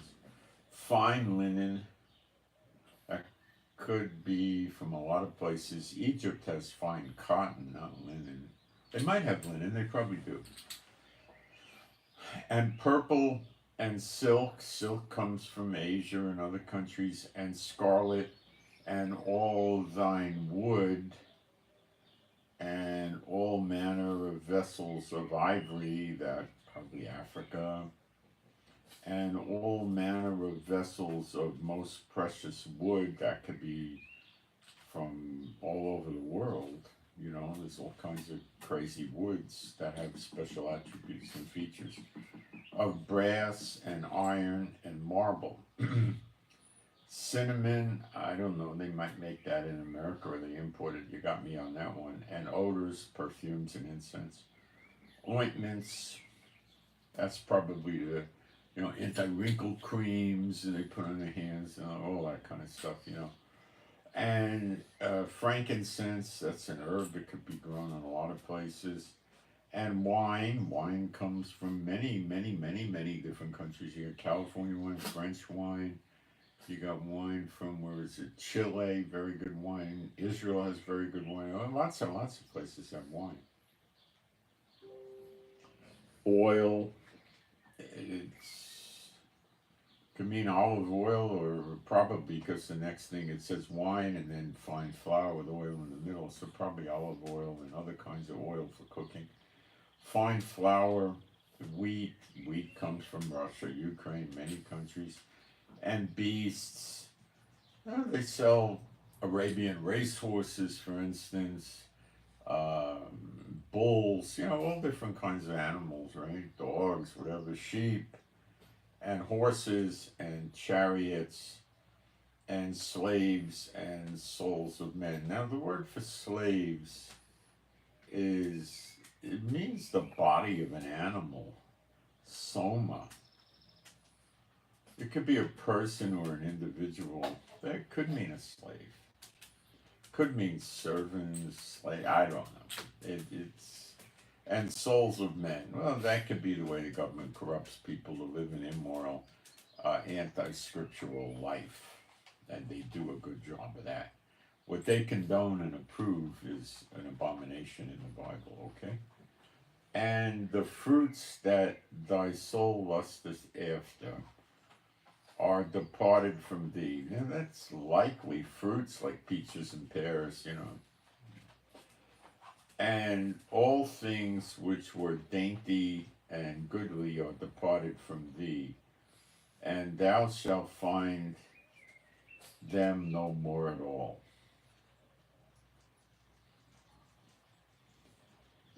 Some of these characters buy t-shirts like this, right? And, they'll spend $65 on a t-shirt.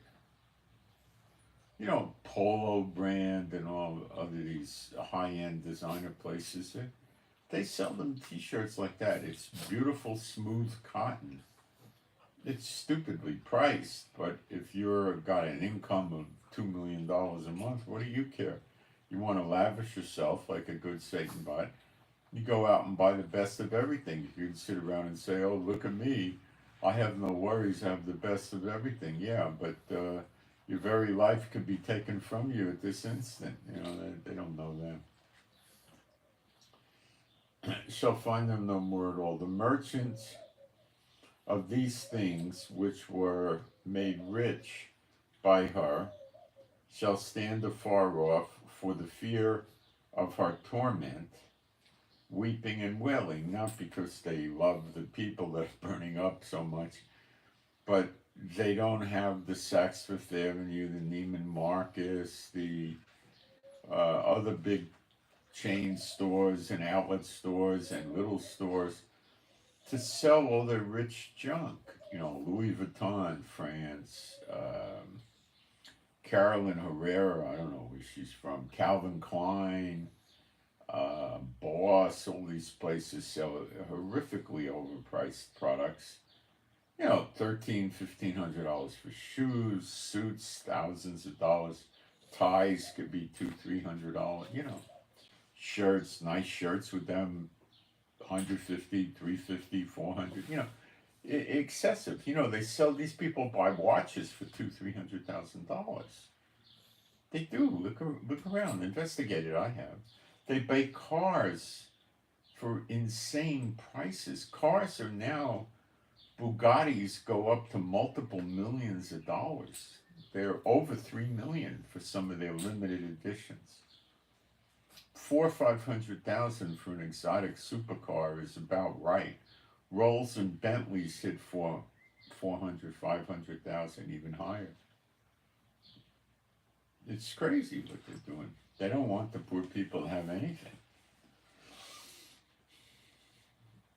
For fear of her torment, weeping and wailing. They missed this. They were getting rich.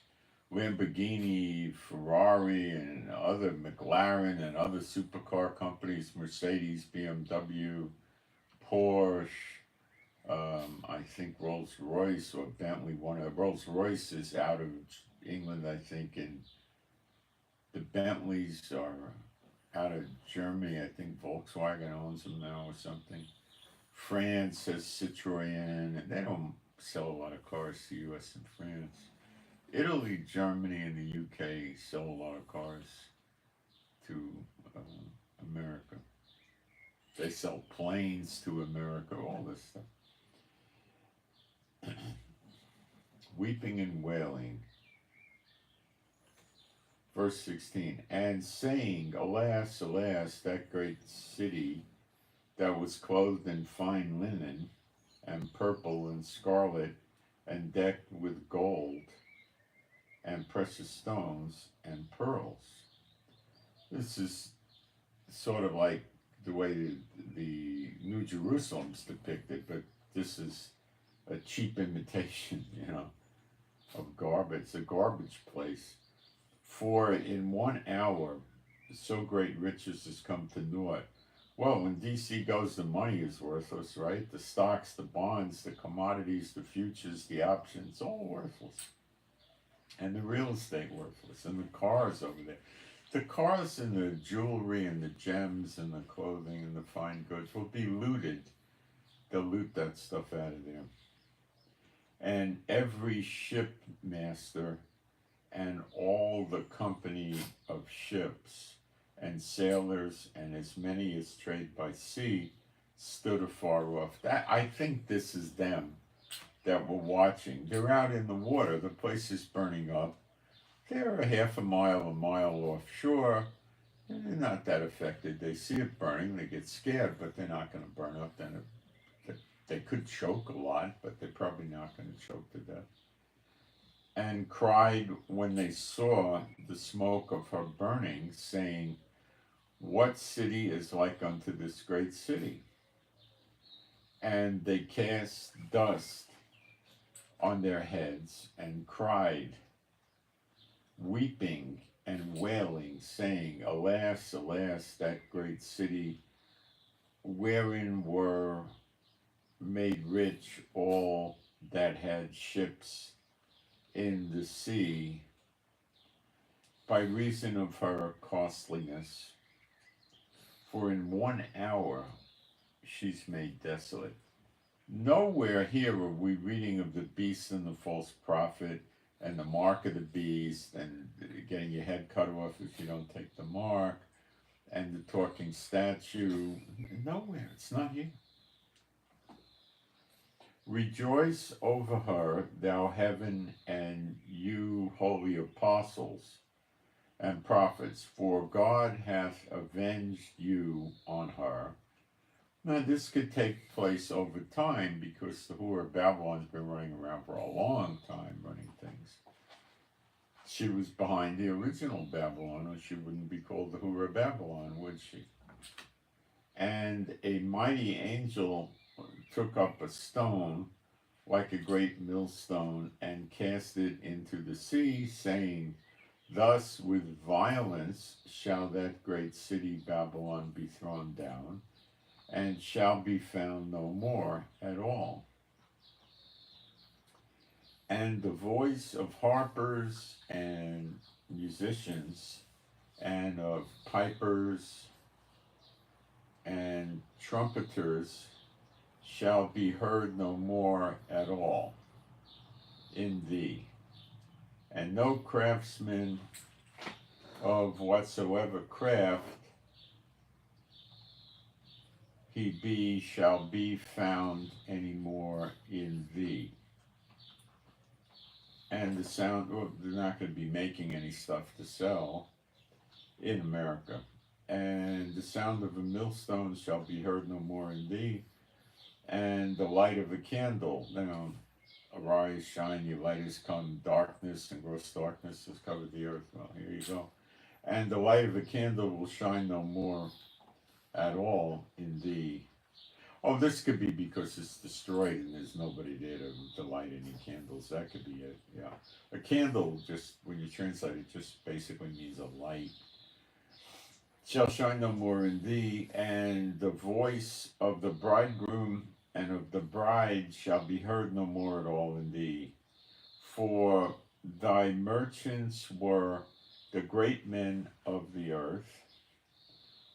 Think about, Amazon, think about Bill Gates, Soros. You're getting the idea? The Rothschild, well, they're not necessarily American. The Trumps, these characters. By thy sorcery were all nations deceived. That's how they run America.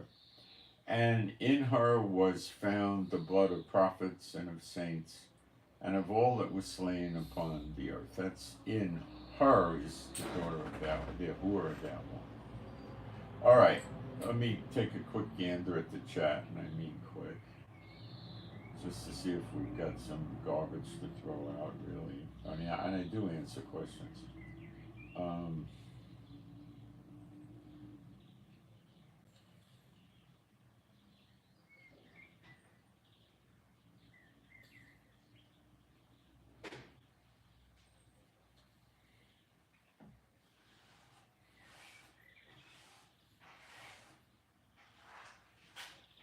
Ireland, huh? Okay.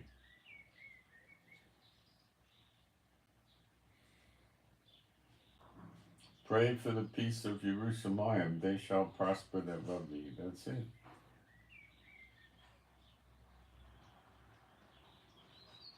California, I know where that is.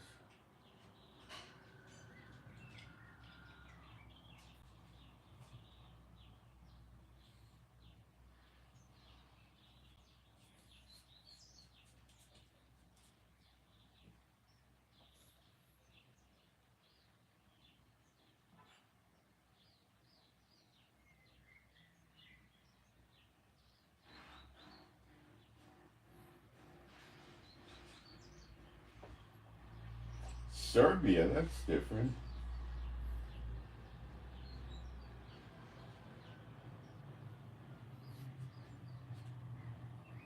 South Dakota, never been there. Would love to go one day. Okay.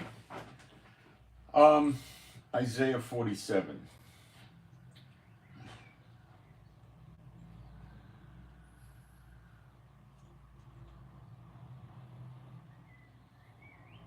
One second.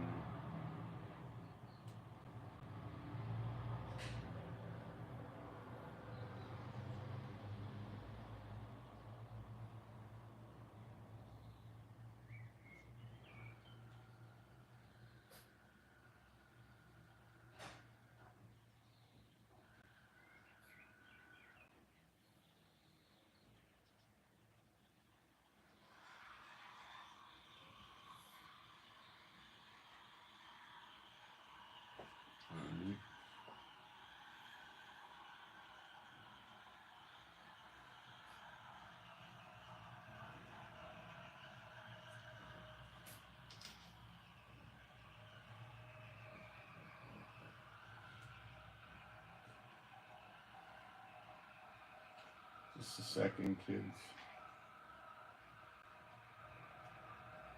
All right.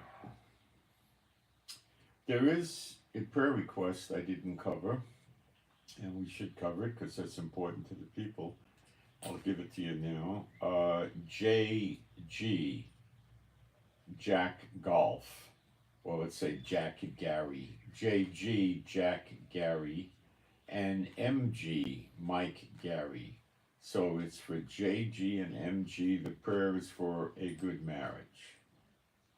Prayer for a good marriage. And there's also a toss request for JG. Toss request for Jack Gary. JG toss.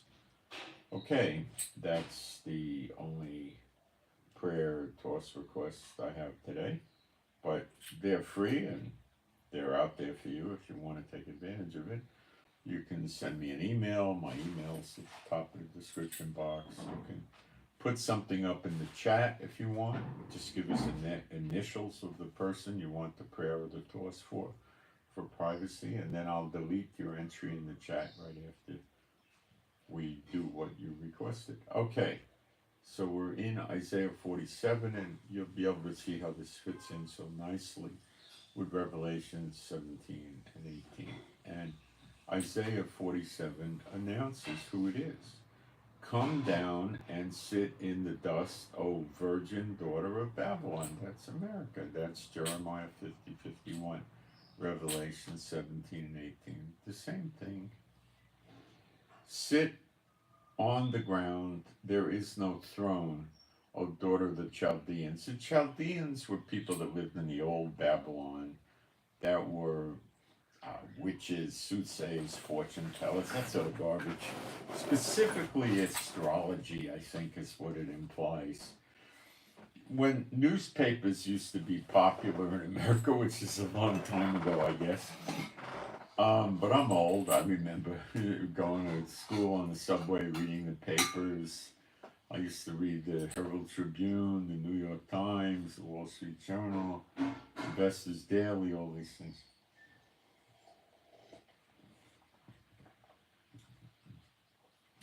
Every single newspaper had astrology in it. Every single one.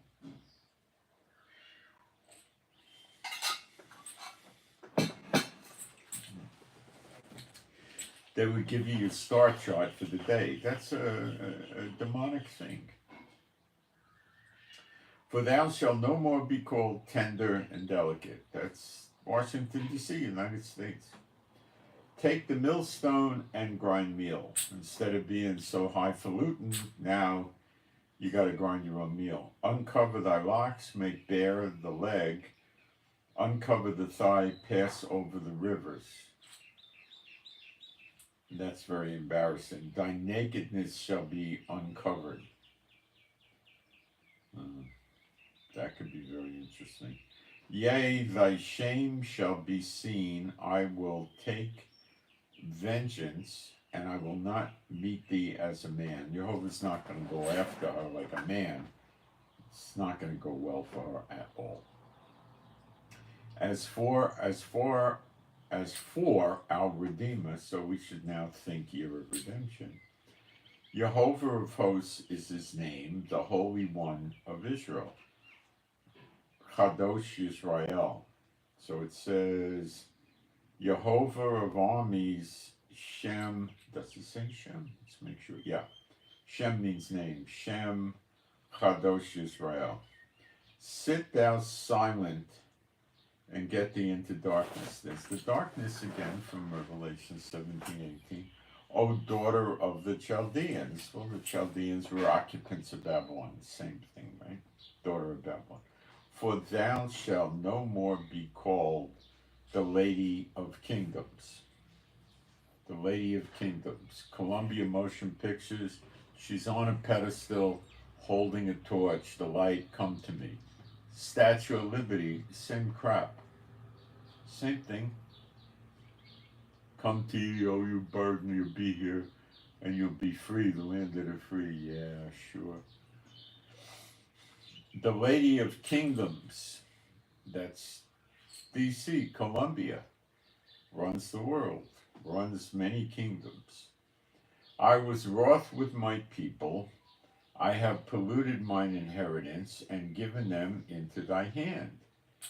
Well, that could mean there's 6.5 or 6.6 million Jews living in America, plus lost tribes. It could also be that America was supposed to be helping and overseeing Israel. Now they're adversaries to us, basically. And given them into their hand, thou didst show them no mercy. Well, you're seeing it materialize today. And upon the ancient, thou have very heavily laid thy yoke. Well, that could mean Israel, the ancient. Heavily laid thy yoke. Oh, their yoke is on us. It's really heavy. You know, tell us what to do. They give money to Hamas, who kills us. They give money to the Palestinian Authority, who runs the Slave for Pay program, which is Murder Incorporated against Jews in Israel. And they never cut their money off and never forced him to stop. Yet they force us to not hurt the precious Palestinians in Gaza. Thou sayest, I shall be a lady forever, so that thou didst not lay these things to thy heart.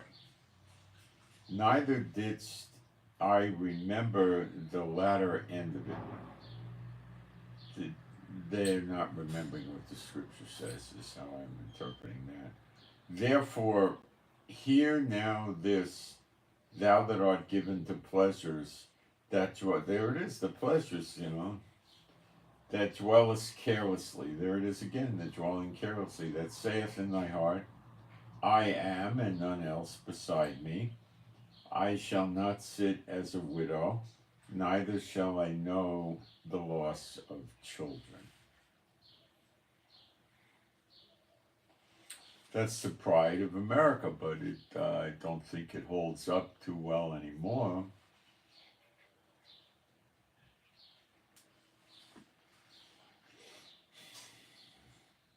I shall not sit as a widow means married to the land, thinking it's always going to have the land. It's not.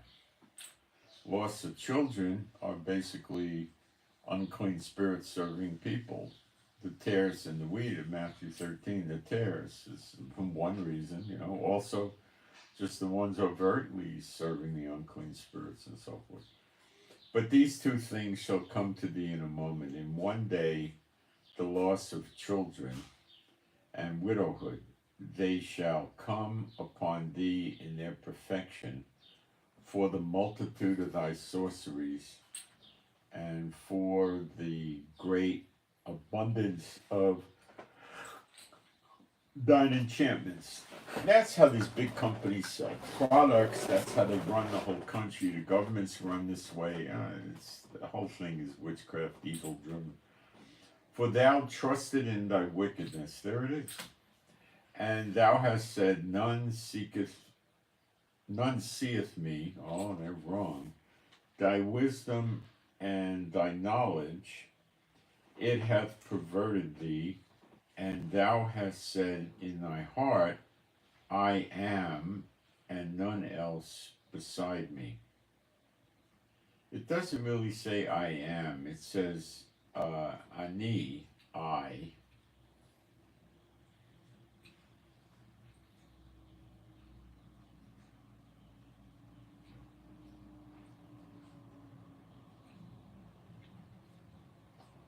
Ephes.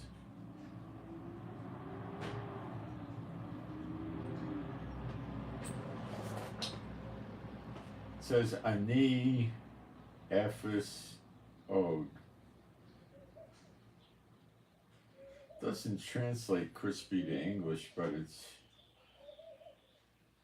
it's the word am is added in there. They're trying to make it look like it's copycatting when Yeshua said, when Jehovah says I am. It just says I. Nothing but me. It's reasonably translated, except they added the word am.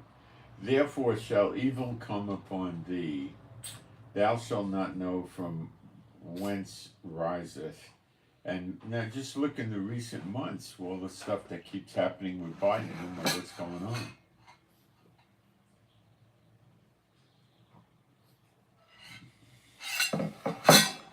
Probably Obama got him to leave the borders open, telling Biden, oh, you'll get a lot of votes from these people. The states will let them vote, and then you'll get votes. You'll beat Trump. And then we find out that 70% of them are sleeper agents. Did Obama know that? Probably. Did Biden know that? Probably not. Thou shalt not be able to put it off, and desolation shall come upon thee suddenly, which thou shalt not know. They're not going to not know means not, they're going to not see it coming. It's going to come real fast. Stand now with thine enchantments and with the multitude of thy sorceries, wherein thou hast labored from thy youth. Well, how does that labored from thy youth? George Washington was a Mason. That's right at the onset. I think Ben Franklin was too. Ben Franklin was a nudist. That speaks volumes. Thou hast labored from thy youth. If so be, thou shalt be able to profit. If so be, thou mayest prevail. Thou art wearied in the multitude of thy counsels. You're wearied in the multitude of your counsels. Let now the astrologers, the stargazers, this is the Chaldeans, the monthly procrastinators, stand up and save thee from these things that shall come upon thee. He's mocking them. He's saying, well, you think you're so smart because you know these stupid, evil ways. See how much good it'll do you.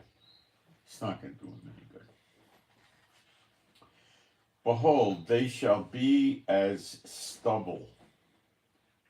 Well, you read that in Zechariah 12, that burned up as stubble. I think it's Zechariah 12, verse 6. I think it's near verse 6 if it's not. They shall be as stubble, the fire shall burn them up. But what the two witnesses do is they might be the ones burning up the daughter of Babylon, but I don't know. Maybe, but Zechariah 12 is speaking about it, what happens in Israel. But anyway, it's a good analogy. Now, it could be the two witnesses destroy America because they don't want to let the Israelites and the true believers leave, and it's a reproduction of Pharaoh and the Israelites in Egypt and Moses and Aaron, not a literal, actual, accurately reproduction, but as a typology, it could be. Shall burn them, they shall not, because it says they will not remember Moses' deliverance because this next one's going to be so great. So yeah, they may be going over there putting the plagues on America and they may burn it up. But I don't think the burning up happens until after the enemies get in there and loot and pillage the place. Because it says those that loot it will not be disappointed. So they're going to have to get out with all that stuff. So they're going to probably bring a lot of ships and they're going to take a lot of stuff out.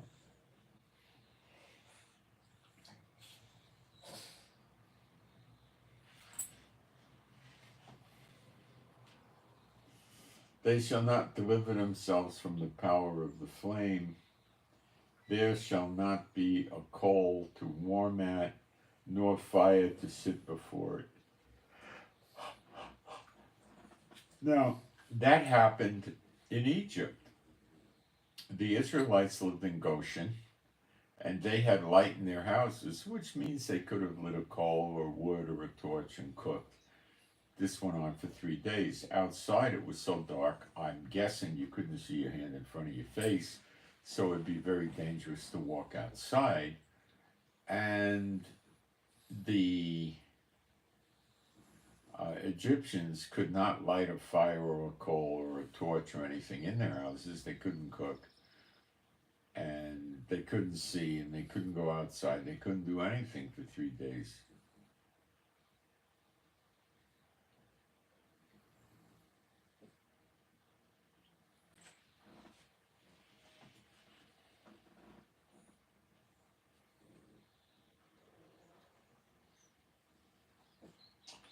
Thus shall they be unto thee with whom thou hast labored, even thy merchants from thy youth.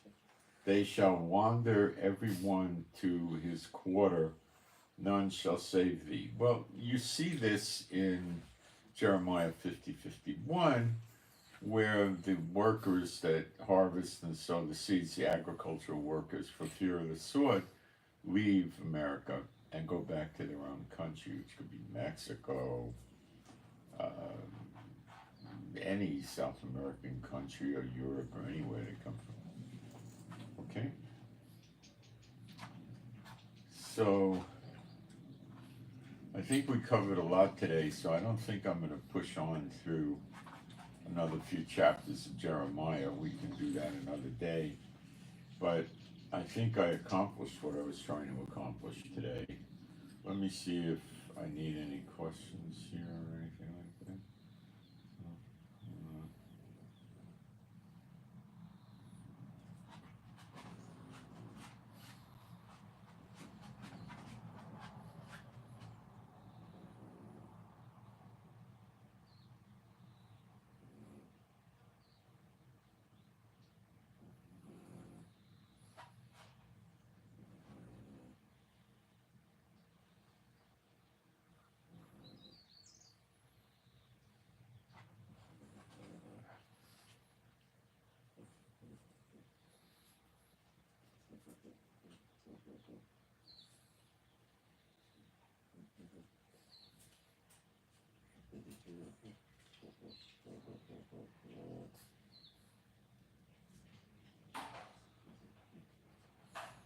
Okay, I think I covered it.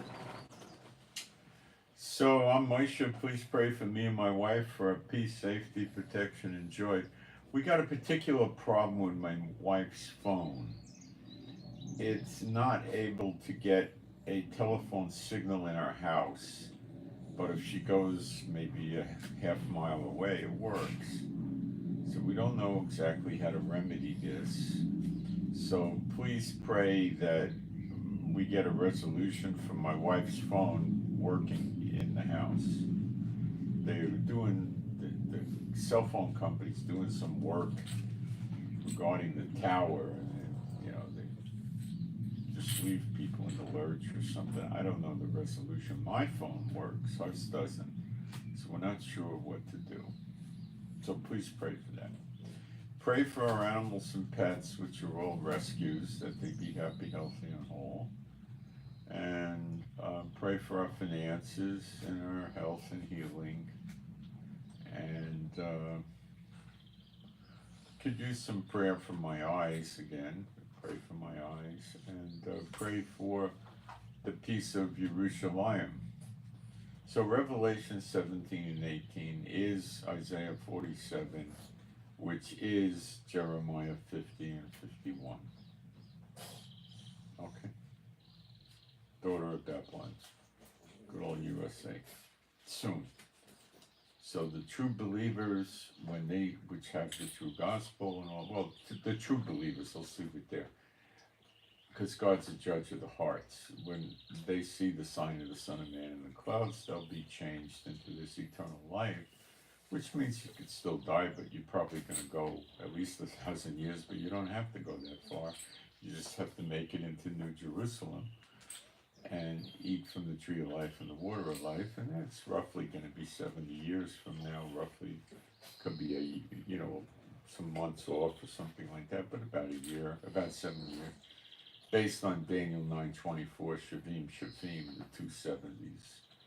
It doesn't say 70 weeks in any Hebrew manuscript. Every single one of them says Shavim, 70. First 70 was the captivity in in Babylon proper, and the second 70 is the same period of time, and it starts when Yeshua appears, the sign of the Son of Man in the clouds. When you see him, you shall be changed. Those that believe, that look upon him, shall have everlasting life. That's John 6:40. John 6, verse 40. And then you see it happen in Zechariah 12:10, which is Jacob's trouble. But these are many different Bible studies I'm just flinging at you that I've done in the past. You could go through my YouTube. So, all I could do at this point is you could ask me questions, you know, and thanks to those that do give offerings. Appreciate it. You carry the load for the others who don't care. But anyway, I send my shalom to all those who love Yeshua HaMashiach. And, well, we went over 2 hours, 2.5 hours almost, I think. Yeah, just about 2.5 hours. That's getting long. Okay, guys, I'm out. Thank you. Make sure you subscribe, because when the eggs start hitting the fan, which is going to happen, I'll be doing a lot of emergency live streams, and if you're interested in that, you'd want to get notified. And please hit the like button so I could get a better rating with YouTube. And I'm out. Thank you. Whoops. Come on.